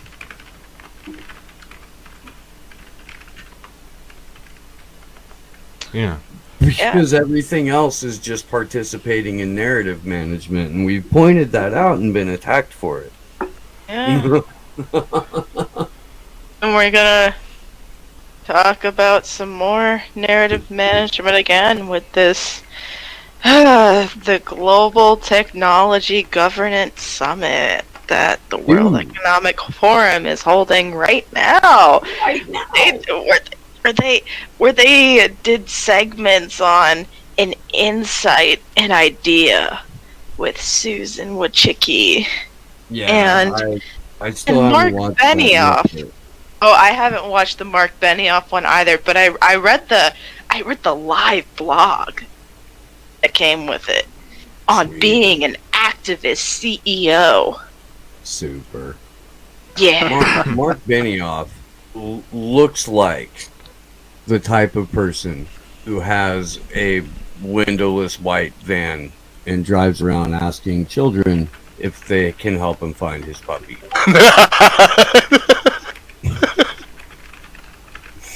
Free candy on the side. Right. Yeah. Yeah. I mean, look, I'm not making that up though. He's straight up. Yeah. He got that look to him. He does. Yeah. Yeah. Put a picture of him in the chat. But what I mean, but look, dude, the title of the conference, Global Technological Governance. It's the human Yeah. representation of that van. I mean, well, and it should be everybody's lead story when they go to do their, lives. I know that we didn't do that because we're introducing the new channel, but look, we did get here. Okay, if not lead story, you should definitely be covering it. I mean, holy Christ, dude. These are the people who are dictating the campaign slogans of world leaders. Yeah. And you're not covering that on your show? Or you're gonna dismiss it because fucking Naomi Klein is working with them and for them and doing PR for people like Klaus Schwab? Oh, from the Global Technology Governance Summit's own live blog. COVID-19 has accelerated the fourth industrial revolution. What are the most pressing leadership and governance priorities as we try to ensure that emerging technologies unlock economic opportunity while also serving society as a whole? Meanwhile, if me and Steve say that, then we're automatically fucking conspiracy theorists. Yeah. How dare you? Yeah. They openly talk about AI and smart tech now. I mean, AI taking over everything, and it is. Oh my god. Go ahead. No, it is.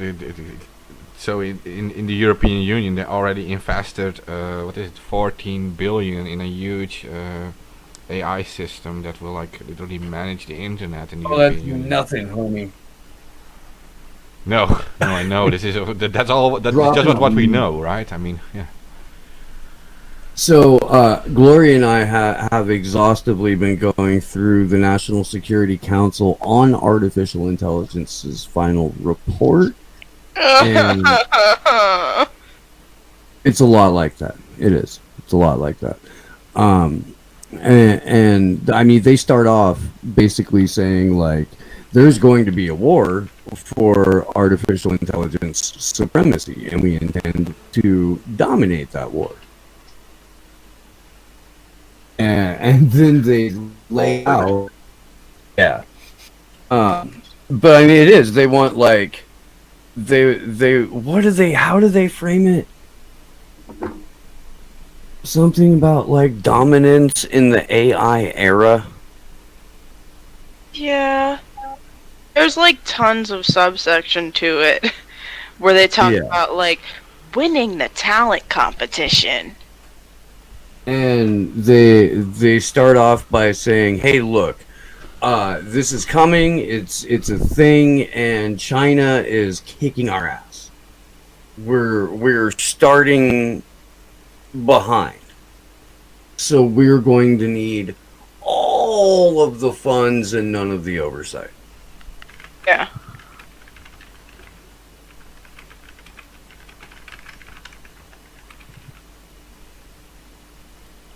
It's The air is dead. It's creepy. But more so than creepy, what it is blatant, because it's a probably overly dramatic assessment of where China's AI and 5G and eventually 6G capabilities are. But I do know that China is kicking our ass when it comes to developing and rolling out machine learning technology, especially where it comes to like more like mundane or everyday uses. Yeah, well, And that's one. Go ahead. China's been set up as the producer market, right? Like all the industry moved there, and that is not due to themselves. This also all Western companies moved there. I mean, companies like Tesla are in China producing their stuff. So, but now you have their own consumer market growing super fast, and so yeah, it changes things. It was kind of unexpected, I think, for the Western businesses. Like they wanted to treat it like another Indonesia or something, where they can produce cheap goods and have them shipped to the West to buy them or to sell them at expensive prices. But China has been using it to grow their own economy, and now the people there have enough money to buy the stuff, and you create a huge consumer market, and they're going way ahead of the rest. Yeah. So. Yeah, that's going to be competition on that, but you have to set some boundaries, I think, and that those have to be the human rights boundaries on even before even talking about competing on AI. You have to like set some rules. Right? Have the Asimov convention. Yeah, exactly. Straight up. Science fiction writers. Look, here's the parameters. I mean, I thought we're probably too late for that, Louvers. We are. I'm not sure if our audience is old enough to know who Isaac Asimov even is, but yeah, or was. But yeah, I mean, Hey, that's classic. That's classic shit. Come on now. right, man. Don't make me It's feel not old, like man. I met Isaac Asimov. I'm 43. Fuck you. It was a good one, Lubers. Don't worry, I got you. That was one of my first favorite. Oh, eat a stone dick. You're so old. okay, I know. You who it know, is, I'm incredibly young at heart. Man, Not that and much. I'm surrounded by people who make me feel young every day, and Huh? doing okay. Yeah. Aw. Really stoked. The youth. Really stoked about these events. Me too. I have more faith in the success of these events than I do in the Zoomers as a generation, but Excuse me. I am humbled and blessed to be working with the anomaly of the Zoomer generation and Glory Oh Jones. my goodness gracious. Because you get it, and I hope that you can convert your fellow Zoomers. I need help. I know you do. If you're a Zoomer and you don't need to catch up. You already know what's going on. You want to help. You want to do something about it. You want to save your generation. Slide into Glory's DMs. Okay, yeah, we'll slide into Steve's DMs too, and slide into Mark's DMs, and slide into Sleepy's DMs too. Cause guess what? Y'all motherfuckers are still alive. We're in this shit together. Well, yeah. I ain't gonna let you off the hook just cause it's my generation getting fucked with the most. Hey, look, I go at this shit every day. I know. I do. I know. Your point? I'm here to help. Okay. Yeah, well, this generation does have to change things because this generation grows up with technology, so they understand it best, and live technology. And when I was a kid, we didn't have that kind Right? of stuff. According to Julian, I'm the last free generation. I am, but because of that, it should be my obligation to make sure that generations that come after me get free. Right? Yeah. Isn't that the obligation? Yeah. That's the way that I see it. Yeah. Yeah, well, I don't think even that, Glory, you're not even young enough for that, I think. Because it's about the kids who get born today. Like the kids who get born today, when now the internet is censored, these kids will grow up not knowing anything else. I mean, the kids that have to go to fucking preschool with bionic hand sanitizers to bathe in and that burn holes through the floor and shit, that's who's even more at risk than my generation. I guess people my age are more so just at danger of falling into narrative management holes as we're but I'm worried about fucking kids because they're gonna get even more fucked. Yeah.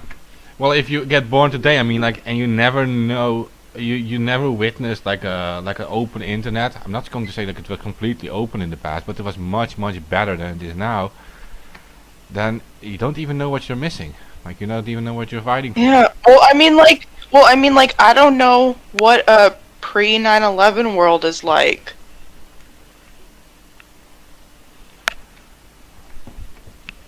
This awkward silence. Yeah. Well. I'm sorry. I just saw something that I want to share with the Slow News Day crew because it's an inside joke, and Livers would just be like, I don't know what the fuck you're talking about. Your inside jokes, whatever.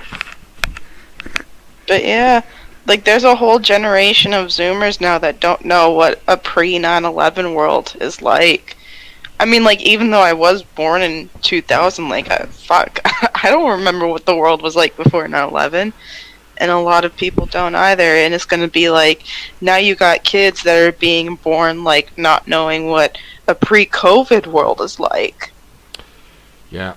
Well, I used the internet in the 90s, and censorship was the least of my worries. It's more like it wasn't fast enough. But for the rest, censorship was the least of my worries, really, back then. So. Right?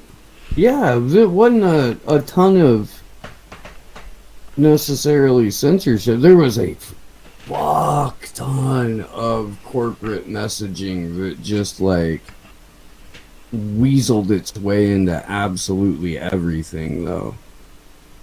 That was like the first real big push of, really big tech about, 92 starting on. The emergence of big tech and fucking, I don't know, the complete commodification of the human being.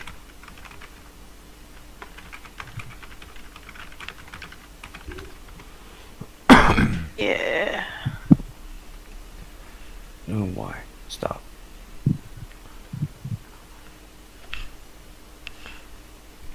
Yeah, no, it just slowly moves in this direction, that more and more censorship, and we're getting like pulled into it, and that's like, you're exactly right, Steve. That might be the last free generation in that sense. 'Cause during our time, it gets all like pulled down, and then the kids getting born, they won't know anything else, and they won't be fighting for it like we are doing, because they don't know it. They don't even know Yeah. what freedom is. Yeah. Yeah. And I mean, when you see people that like culturally have just bent to authority for generations without ever really questioning like the conditions that they're subjected to and the surveillance that they have and the limited human rights, let alone basic civil liberties, is just appalling. Like I don't like I refuse.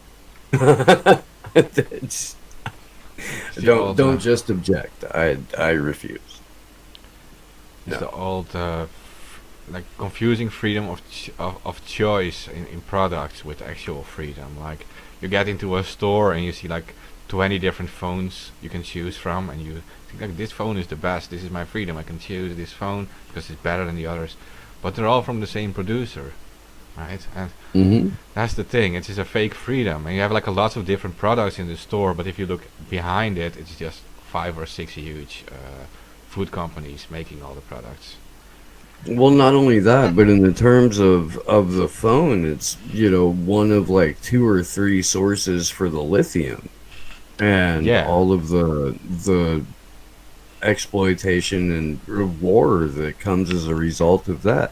When we look at something, I was just trying to get this through to somebody's fucking head that like it was Ian.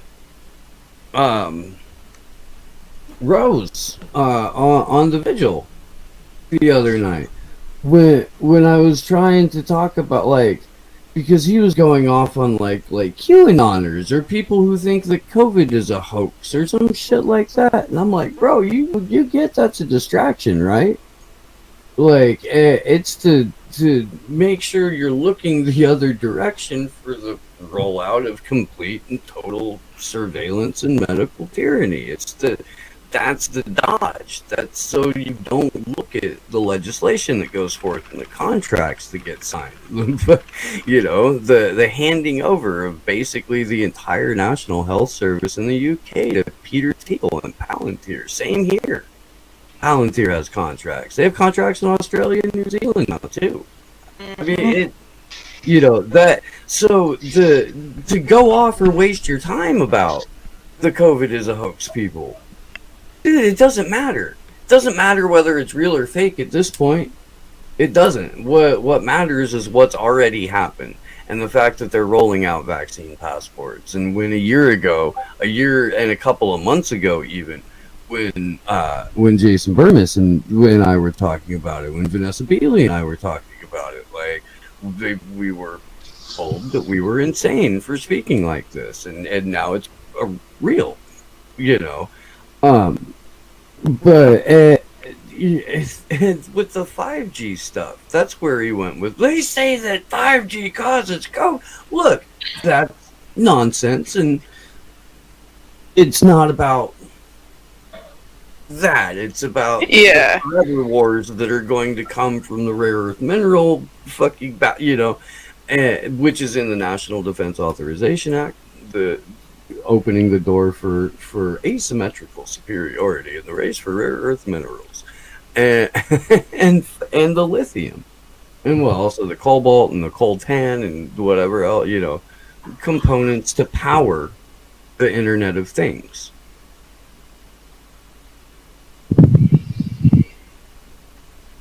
We're all getting shoved into the Internet of Things. How do you power that? Where do you generate the energy to run the Internet of Things? Mm-hmm. What's the extraction of that look like? Oh, Mark Benioff has deep sea mining contracts. Mm-hmm. Well, that's normal. Blowing giant holes in the ocean floor to extract the minerals, the substrata.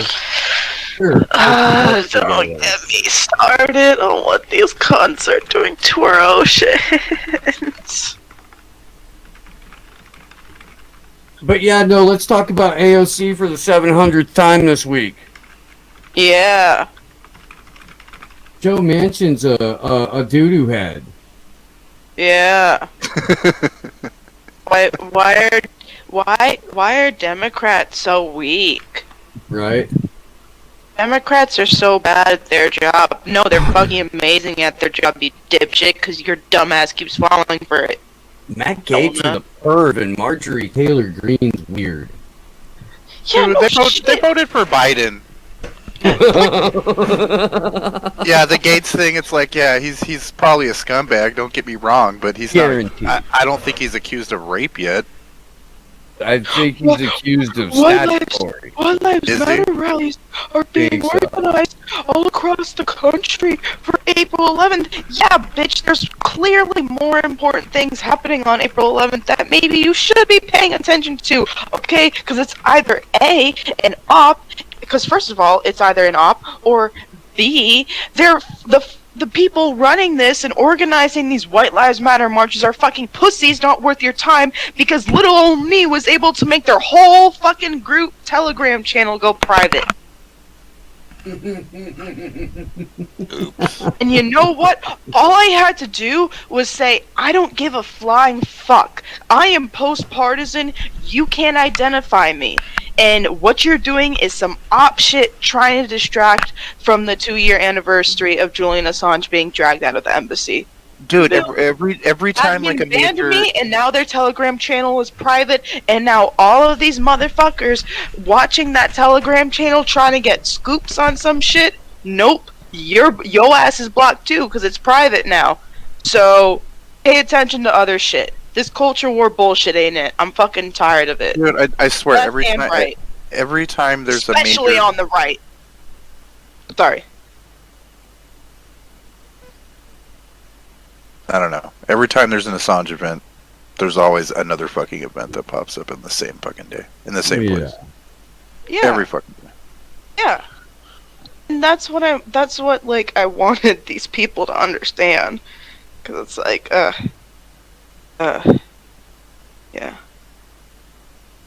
Fuck all that distraction bullshit. I agree. I don't see. I don't know, man. Look. This is why action for Assange events are post-partisan. This is why when we go somewhere, it's not you.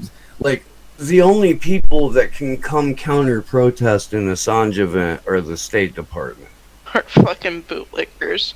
Right? I mean, but honestly, you know, it they counter protest by throttling the live streams and reducing the view counts and freaking, you know, making sure that as few people as possible see that there are, you know, all kinds of people from all kinds of ideologies who are gathered together in the name of press freedom and saving the life of an innocent journalist and publisher, and not delving into nonsense quibbling and bickering about fucking imaginary red team blue team shit. Yeah. I don't know, man. It seems that the issues that you could organize around that make the most sense, that require no like supernatural beliefs, are the hardest to organize for. I wish that would stop. I do, because if we don't solve a handful of like massive ticket items, we don't even get to delve into the partisan bickering. Do we even understand what right and left means if we don't have a legitimate concept of the way that government works? Yeah. Well, I mean, it's like I said, you have all those other issues that are in a room, but right now, there's a fucking bolted shut door blocking that room, and that's the national security state, that's the Mickey Mac complex, that's the fucking criminalization of journalism. You have to kick down that door before you can get into the room to discuss all the other issues. And people don't want to kick down that door first. No, people. It's true. Oh, you're back, Sleepy? I need to go do that. Yeah, I'm back. What did I miss? Did you guys discuss something important? Yeah, we exposed you. Oh. Oh, I'm glad I missed that. I will just pretend it never happened. Who is this glory person? Yeah. Steve will be right back. Yeah, I mean, my fucking face is out there. Like, I'm open about who I am, just 'cause, I don't, yeah. Yeah, guys, my name's Glory Jones. I'm 20, I'm a college student. I co-host a show called Slow News Day. I love anime. I'm a bit Is this a dating profile? What is this? No. Hey, I I'm a used bit to. in my feelings.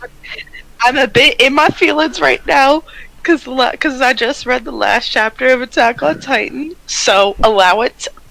And yeah. Hey, in a previous life, Glory, I used to be open about things, but I explained to Sleepy also already in DMs that when you receive death threats at home and stuff, that you just at some point you just choose a different way of life. Oh yeah, I get that. Especially if your family gets involved, right? I mean, yeah. Yeah. You Well, just have I to. mean, my family is generally out of it, and I kind of like it that way for their safety. So yeah. Yeah, but they know where to hit you, and yeah, you have to make a choice at some point what you're going to do. I mean, yeah. It's true. Yeah. It's You know what true. you're dealing with. Like this is not friendly people. And yeah. Oh, I know. Yeah. Yeah. Wow, okay, whatever. I think. We No. no, I mean, look, you're right, and there's if it came down to it, because at this point, like, I mean, we're public figures, Glory and I are. To whatever extent that means, you know, to whatever extent that reaches is negligible, but if it came to it, and I needed to become anonymous, I'm capable. I know. Kind of fucked with this voice, but capable. There are ways for that too, I guess. I mean, you can edit voices, but yeah, Yeah. You know, You but can like, dude, just- I could go off grid right now. We know. And then you'll still be able to broadcast relatively soon. We know. But I mean, not just at that spot. There are like 40. Yeah, we know. My contingency plans have contingency plans, and those Yes. contingency plans are like getting out their notebooks. yeah. It really also depends on what's going to happen in the future. Like, right now I'm hopeful because our numbers are growing. I think even in the Assange thing, now we have the We Are All Assange thing. The numbers are growing, I think, and becoming a larger. Yeah, well, I movement. mean, that's why all these global oligarchs are making the big push for the Great Reset and stakeholder capitalism to begin with, because they recognize that the empire is failing, that people are starting to catch on, so they need a way to salvage kind of what's left after the damage has been done and consolidate their power once more. So, Monique in the Rockfin chat, do you have an email for someone I can contact in the Buffalo or Rochester, New York area for an event Sunday? No one is joining me. I don't understand why. I've also been banned from Twitter and Facebook, so it's hard to go through friends to do this. Maybe I need new friends. Look, here's what I don't, off the top of my head, have anyone from Buffalo or Rochester, but what I'm happy to do is like blast it out on all of our accounts and platforms and stuff, and then I will give you my email address. there's an event in New York, right? There's one in NYC, but that's like 5-6 hours, dude. Okay, yeah, I don't know yeah, I didn't know how far it was, so.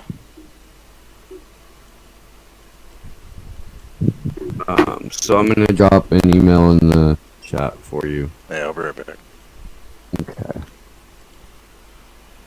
In there, so I guess in proximity to that area, there is a New York City event. And then I There's don't one in know. Toronto. Yeah, there's one in Toronto. Yeah. I don't know if that's feasible for you or not, but there is an event in Toronto, and I know that they would love to have friends. I do. But we'll definitely blast it out a few times. I mean, it's midnight in California right now, but we'll do it a few times throughout the day tomorrow. I mean, I'll go ahead and put it out right now, but I don't know how much traction I'll get at midnight. It'll get traction through the power of friendship.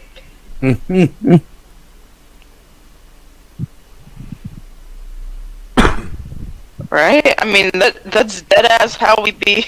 That's dead ass how these tweet storms get all their traction. Because we're spamming each other in our DM groups with those tweets. Yeah.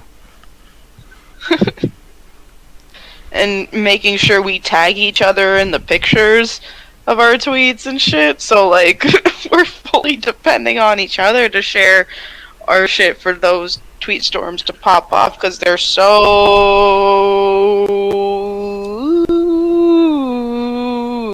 shadow banned. It's true. I Yeah, that's sometimes the only way I see all kinds of stuff is from just most of the stuff I retweet is crap that people send me directly. Ooh, you know what? Don't we have a blank flyer template in Discord? Maybe I don't know where it's at, but I think so. Did Knowing Media put it in the Slow News Day one? Is that the one you're talking about? No, it's in the event channel. Oh, that's for the tweet storm. Yeah. I think otherwise, probably Alex has them too, right? Yeah. They could hit up. Yeah, this is the one that I have is the bean template though. Okay. And then somebody, I'm pretty sure, put a blank in there. There it is. Thank you, Christine.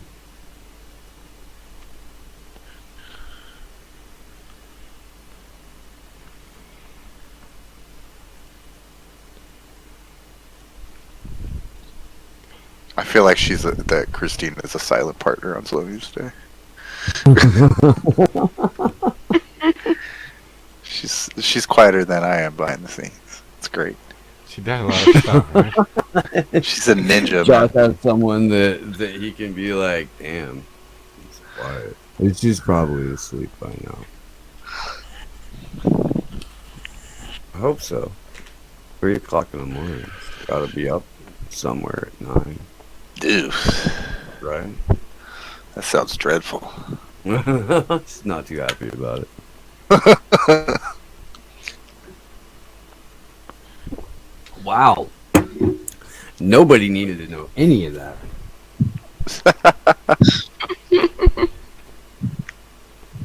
This is a problem with doing audio only in a Discord server. It's true. I mean, it's ABB at midnight, hopefully. Right. Alright, y'all. Memory wipe. Founding Ice cream Titan. sandwich. Memory wipe. Ice cream sandwich. Oh my god, guys. Attack on Titan really ended. I'm It's sorry. like a decade, bro. You're gonna have to just find something new. I know. There's other things. There is. It's just so weird because like all the anime that like and mangas that I started following during like my prime weeb days, like now they're all coming to an end, and cause like I'm so busy, I haven't started any new shit. So it's like so it's like the beginning of closing a chapter of my life. Oh my god. I know the words to that song. I know. Thanks, Getting old Lee. sucks, but stay a child, please. Stay a child, or we're gonna get angry. I know. I need to get into a new series. I do. I'm like it doesn't feel right that I haven't gotten into a new series, but I can't find the time. But I need to make the time because like I'll find a nice old one to watch. yeah, I'd watch a show if it was old. just a nice like mindless shonen series that would fucking like Jujutsu Kaisen. I need to get into that. You Or gotta dump your something brain. like that. You gotta dump your brain once in a while. Trust me on that. I know, but that's what I have sports for too. But like, That's true. yeah. Ho ho ho. And that's what I also have. Well, and now cause now it's popular to watch monster movies. So that's another thing. I know, like all this stuff that I got ostracized for as a nerd, like is all like in now. I'm like, what the fuck? I know, right? Bro, like I was watching like the OG like 1960 Godzilla vs Kong back in like fucking middle and high school, and everybody thought I was a weirdo for it. Now everybody's like, "Hey yo, who you got, Godzilla or King Kong?" And I'm like, "Bitch, are you fucking kidding me?" Man, run me my checks, dog. I got all this kaiju knowledge in the back of my head, like. So you're like a Godzilla hipster.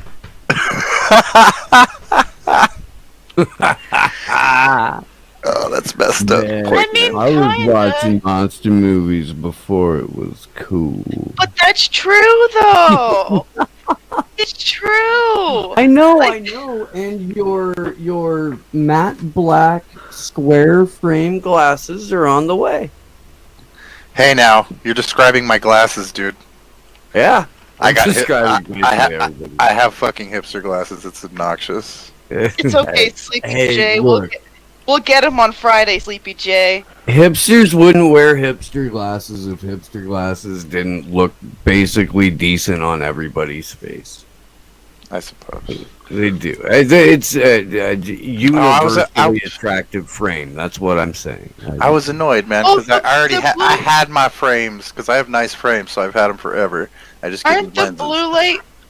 blue light glasses that I wear now on stream? Aren't those like the kind of hipster glasses? They're a little hipster, yeah. Yeah, they do wear the bigger ones now. I have the smaller ones. They're not Oh. like full on squares. Oh, okay. They're the rectangle ones. Oh yeah, because mine aren't like rectangle. They're just like kind of standard rounding out, like something that can fit on your face when you're on the computer for a while. Yeah, it's more or less what I got you. Yeah. Which reminds me, I need to bring my glasses when I go to LA. All right. We're gonna do the tech ninja thing, Sleepy. Let's go. Making me leave my house. Sleepy. It's okay, bro. It's okay. Like, we finna be sliding down Hollywood. Fucking shit. Saying, fuck your couch. All right. So, So Monique, I tweeted out that there was somebody in upstate New York that needed people in Buffalo or Rochester. I put the blank template up and tagged a bunch of these guys, some other people in the Assange community. We'll do it again a few more times and get it in the Discord server, and hopefully we can find some folks for you. Right on. Already connected people on the first episode. It's good stuff. Hmm. That's how we do it. Cuh. Yeah, it would be great to add another event in New York. It would be, and then the Hamza gave us DM25's event list, which is awesome. Power. Huh. I haven't heard of that. I'll look into it.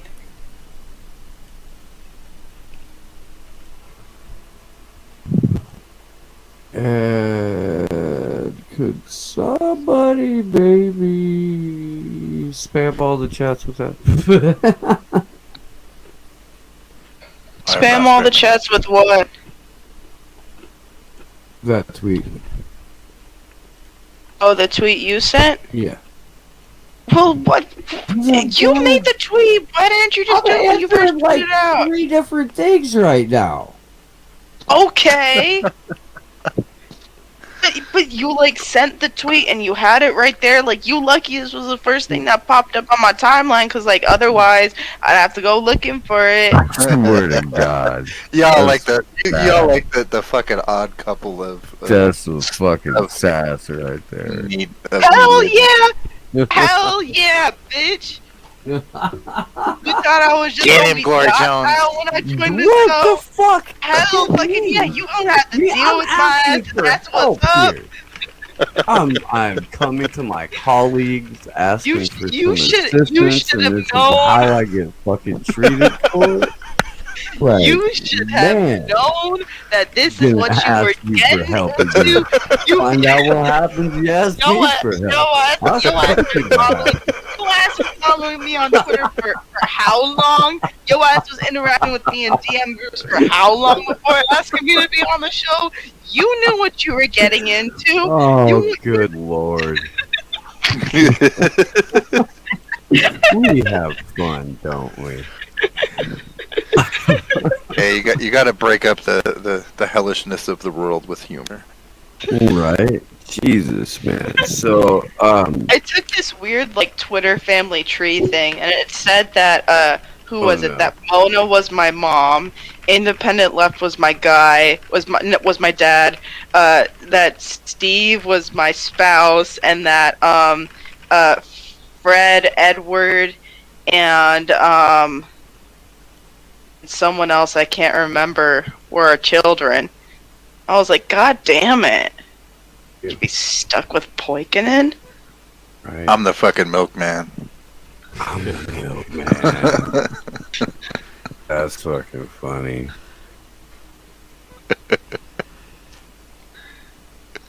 Funny. Wait, who is my other Oh Twitter? dear God, I don't.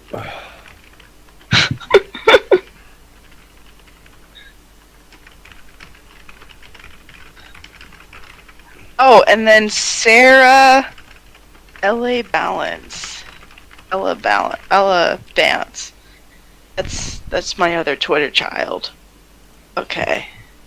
Interesting. Yeah, I don't know how these family trees work. I don't. Me either. It's But they're funny. I'm not even gonna try it. Seems like here, let this thing data mine my laptop.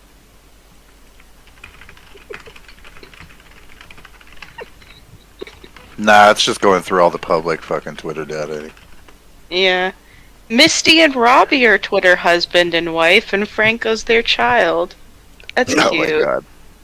And then Fee and Nico got paired together as Twitter husband and wife like 3 separate times. It was hilarious. That's funny. But yeah. We're all fam over here, guys. Even if, you know, I get a little snappy with Steve. A little I'll be right snappy. Lubers!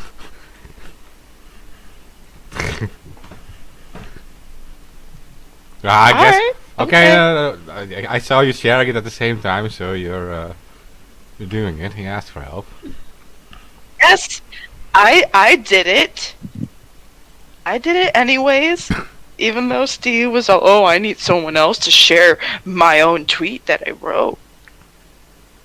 No, I will share it around too when the But show I- finishes. Yeah, nah. I still did it.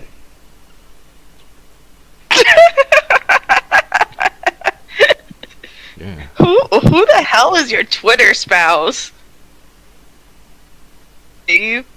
What? I'm not. doing Daniel? this. Oh, Daniel. Yeah. Rumit. Hey, me and Alex are your parents. Daniel Bromit is the king of spammers, that guy. Mm-hmm. He's like, like Yeah. 50 accounts or something, all called Daniel Bromit. Uh-huh. Consistent. Yeah? Hell yeah. Me and Alex are your parents, Steve. You finna listen to us, boy. That's hilarious. Ask my parents how that went. Am I your real parent? No, son. I am your Twitter parent. That's different, my guy. I am your co-host. It is different. That's fucking funny.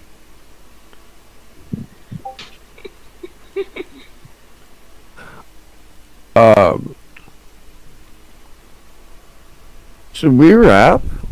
I think so. Oh, Hamza says there's an Assange rally in Syria, too. Syria? Awesome. Yeah, he said it in the Rockfin chat. That's awesome. Hey, thanks for all I your would chat, love Hamza. to. I would love to promote that. So this thing is really going global this time, and I'm so happy to see that. Like, oh yeah, That's so awesome. Yeah. yeah, And with for, like no planning, like hardly any planning. That's insane. That's Yeah. good. That's a good sign. yeah, and for Yeah, it's literally us just going, do something! Well, DM25 is pretty well resourced and well established activist organization in Europe. They they've been I'm supporting glad they're holding a Assange lot of events. for a long time.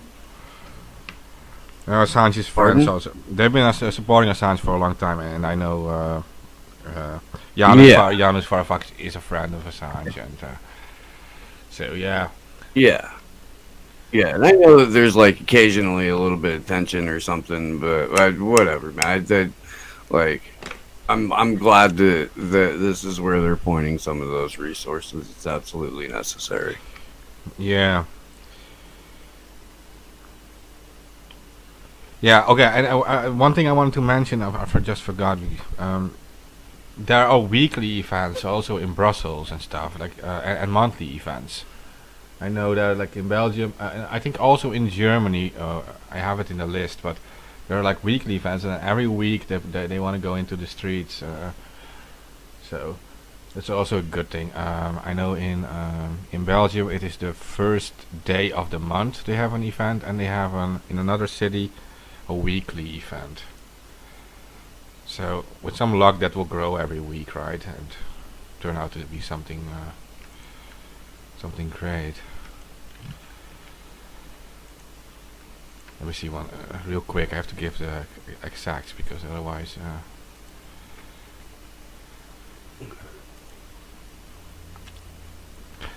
Yeah. So in Brussels at the UK Embassy, that is the first Monday of every month. And at the U.S. Embassy, that is the second Monday of every month in Brussels, Belgium. They will protest. And in Namur in Belgium, they have a weekly event at the Place de l'Ange. I can pronounce it right. But it's a weekly on Mondays. So yeah. Hell yeah. We are all Assange events every week, every month. And a huge event on the 11th.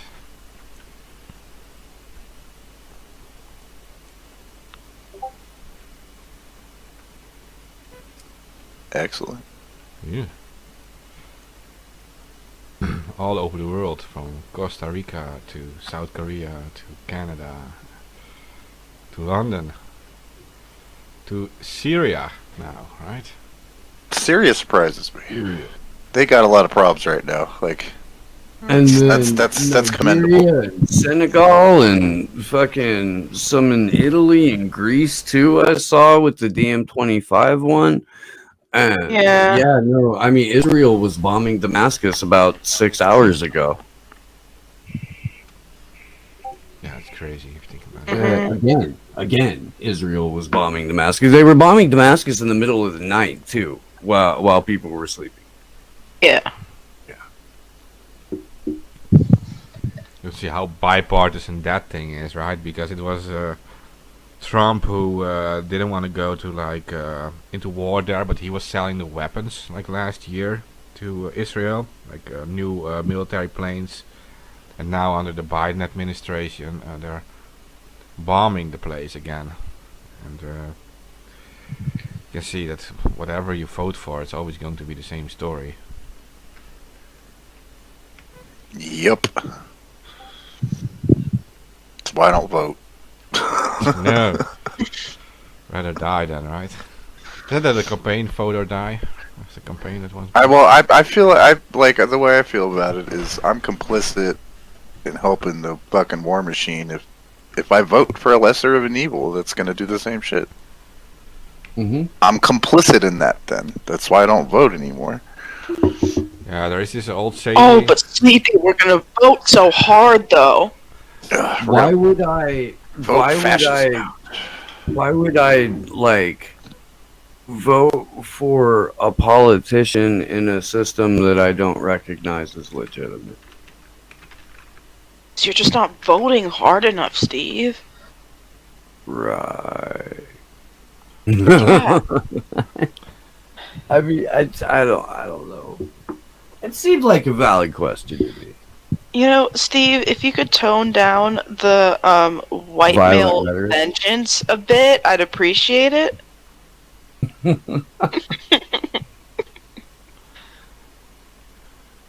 Oh man. Yeah, so I there's this. hope no one comes on. I hope no one comes on stream and actually takes that literally when I say that as a joke. Right. So about Yeah, because one day there's gonna be someone that comes on and it's like, oh my god, look at this white man mistreating this black woman. Da-da-da." No, it's not happening, guys. It's not. Fuck off, you dickhead. So we have this anarchist statement here, and it says, "Don't be anyone's slave, don't be anyone's master." Right? And if you choose your own masters, you are branding yourself a slave, right? You're making a slave out of yourself because you are choosing your own masters, and you all at this point you already know that whoever you vote for, they're all part of the same corrupt establishment. So unless you have an alternative, you probably shouldn't declare yourself a slave of one of them. But yeah, there's always going to be these people who say like, no, we have to choose the lesser of evils or whatever to avoid the worst, and you have to still vote because maybe this one is a little better than the other, but really, maybe it's just time to realize that you're dealing with one establishment that is literally choosing who you can vote for. They're picking them out for you. Yeah. Exactly. I mean, you could tell who they were picking at the very beginning. Yeah. At the very beginning, at least in the U.S., and it's like there was no choice. It wasn't even like really an illusion of choice. The fuck you want a pat on the back for voting for pre-selected candidates in a rigged election? Yeah. It's ridiculous.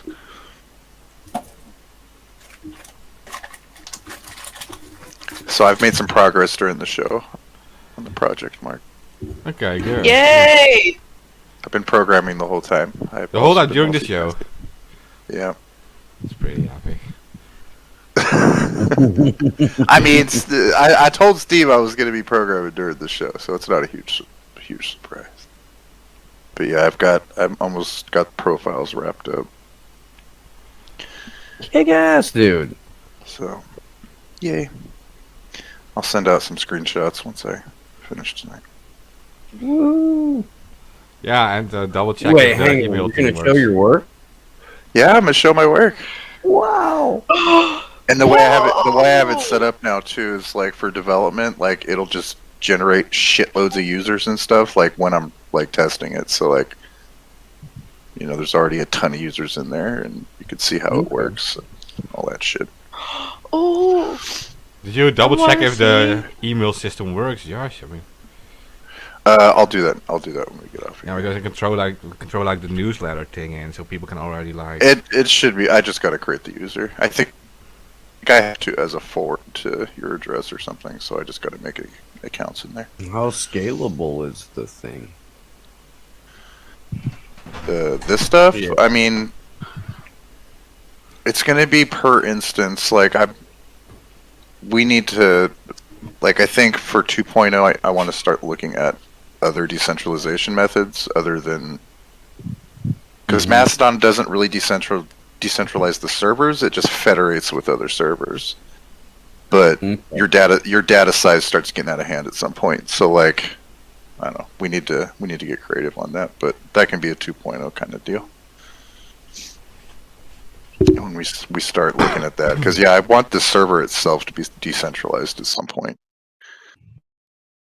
But for now, it's going to be more or less kind of how Mastodon is set up. Maybe with some ways to, you know, have constant backups to other servers in case, you know, one gets taken out or so. I don't know. There's multiple options, but Of course, it's going to be That'll better get than better. Mastodon. Better than Mastodon. oh, for sure. No, I've already got stuff planned that'll already make it so you'll be able to do like failover servers and shit. So Ooh. Okay. it's not quite as centralized. It usually would plan anyway. But that part we haven't even written yet, so that's still in the planning stages.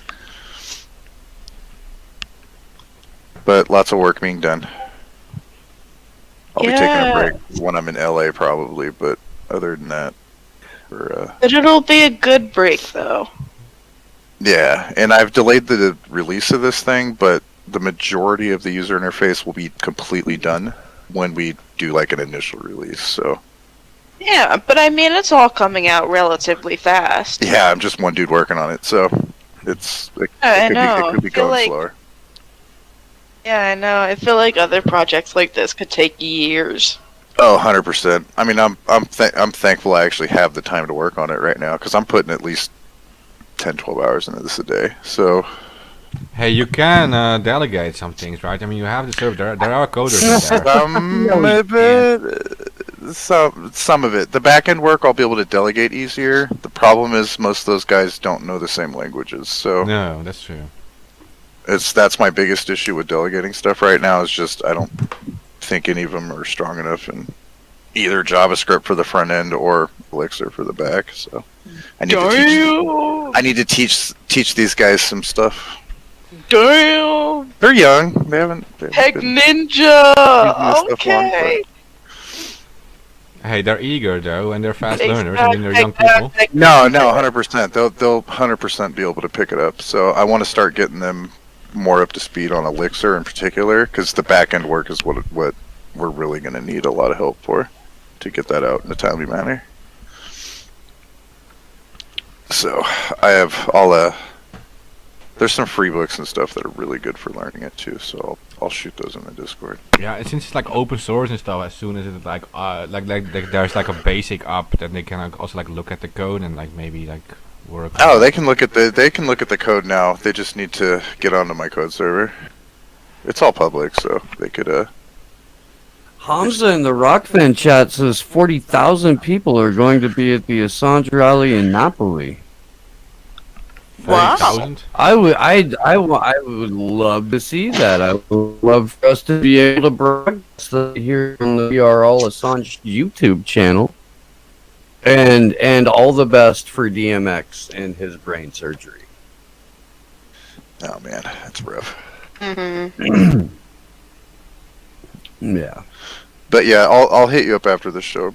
That they can already look at the code I've already been working on. They'll have to look at my personal branch, but that's all public too. Yeah, so. that just makes it easier, right, to understand and how to help.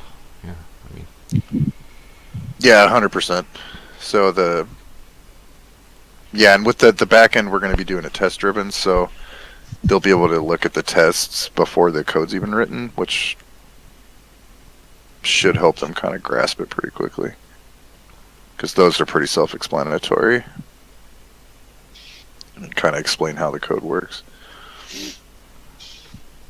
Yeah, for me, I just need like a news, like a working email for it, and then throw the newsletter on, and have all these people, sign up to it, right? And they get like an update when we go live, and they can all join at once. Yeah, I hear there's issues with a lot of the major email providers blocking fucking everything except for like Mailgun and shit, so we'll need to make sure we're not going to get blocked to shit, but I can provide like a relays or something for you. Yeah. We'll figure it out. I usually don't get blocked to shit on my email server, so I think it'll be okay.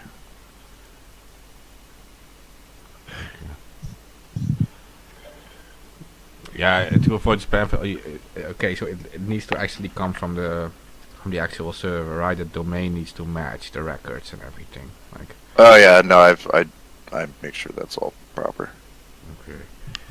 Otherwise, that all ends up in the spam box and stuff. Yeah, no, it's most of the time my stuff does not end up in spam. So. Okay, well, I think we did like a good first show, I guess. Managed a lot about the. Yeah. Protest. I think if people like it, should subscribe and maybe share it around. If you want to cover like the protests, and also please guys subscribe to the channel if you haven't already, and go ahead and hit the notification bell. In my experience, it won't ever tell you when we're live, but this is a new channel, and maybe we'll get lucky and you'll get notified the next time we put some content out here. We're gonna put a lot of the stuff from Slow News Day here. Again, we'll have all of the events that we can get footage of. Plus, we'll have all of the bonus, after event streams from Los Angeles, where the entire Slow News Day crew will be live in person. I'm my so God, nervous oh my about that. Sleepy. And Doesn't mean I'm gonna be on our, camera, yo. I know. It's just your presence. Even our extra silent partner will be there. Extra silent and off camera. Absolutely. Dude, that's gonna be fucking awesome, man. I'm looking forward to meeting the rest of y'all in person. So met that'll- Steve, Me too, Sleepy. but I don't know. I don't like leaving my house, but it'll be cool to meet y'all. I know, but like, come on. I'm gonna get to meet Wait, you in hold up. person, Sleepy.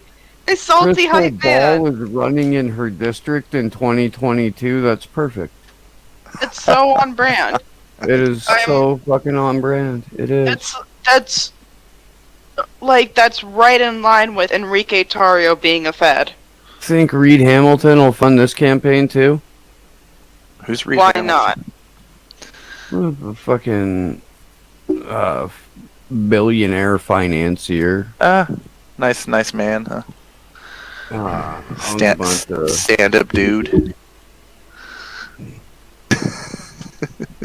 or Reed Hoffman. I'm sorry. I think is what I want. Reed. Yeah, venture capitalist and LinkedIn guy.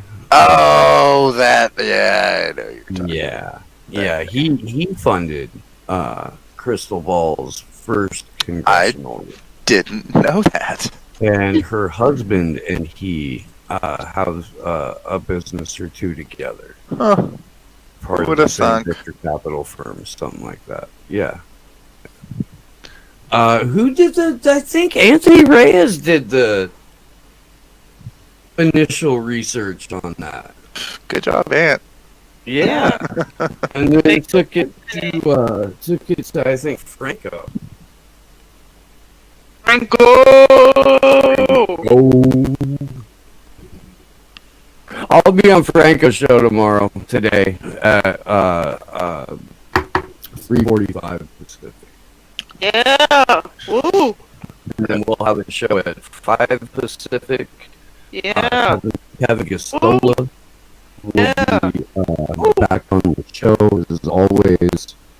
Always a good talk with that guy. I'm looking forward to that. And then we'll probably end up doing a show Friday. You have tomorrow night. You have ABB too. You can't miss out on that one. Yeah. Oh, yeah. Maybe. And then we'll have so we're gonna have that press panel on Saturday at 2:30 Pacific time, 5:30 Eastern, and Fee misspoke on the Jimmy Dore show. And said that we were going to be live streaming that event, and we are not going to be live streaming that event because if we live stream it, then nobody has any reason to get out of their house and come out and show up, like flat out. So we found that when communicating, especially about the Assange case, because of how complex it is and how much history is wrapped up into it, and how many different angles of smear that have been levied against it. But when you're in person, it's so much easier to talk about this shit to people. It really, because it's one thing to sit on camera and like rant or show facts or maybe even, but when you've got a group of especially organizers, people in the media, like the ability to look at somebody and carry on that kind of conversation, even if they've only heard the smears,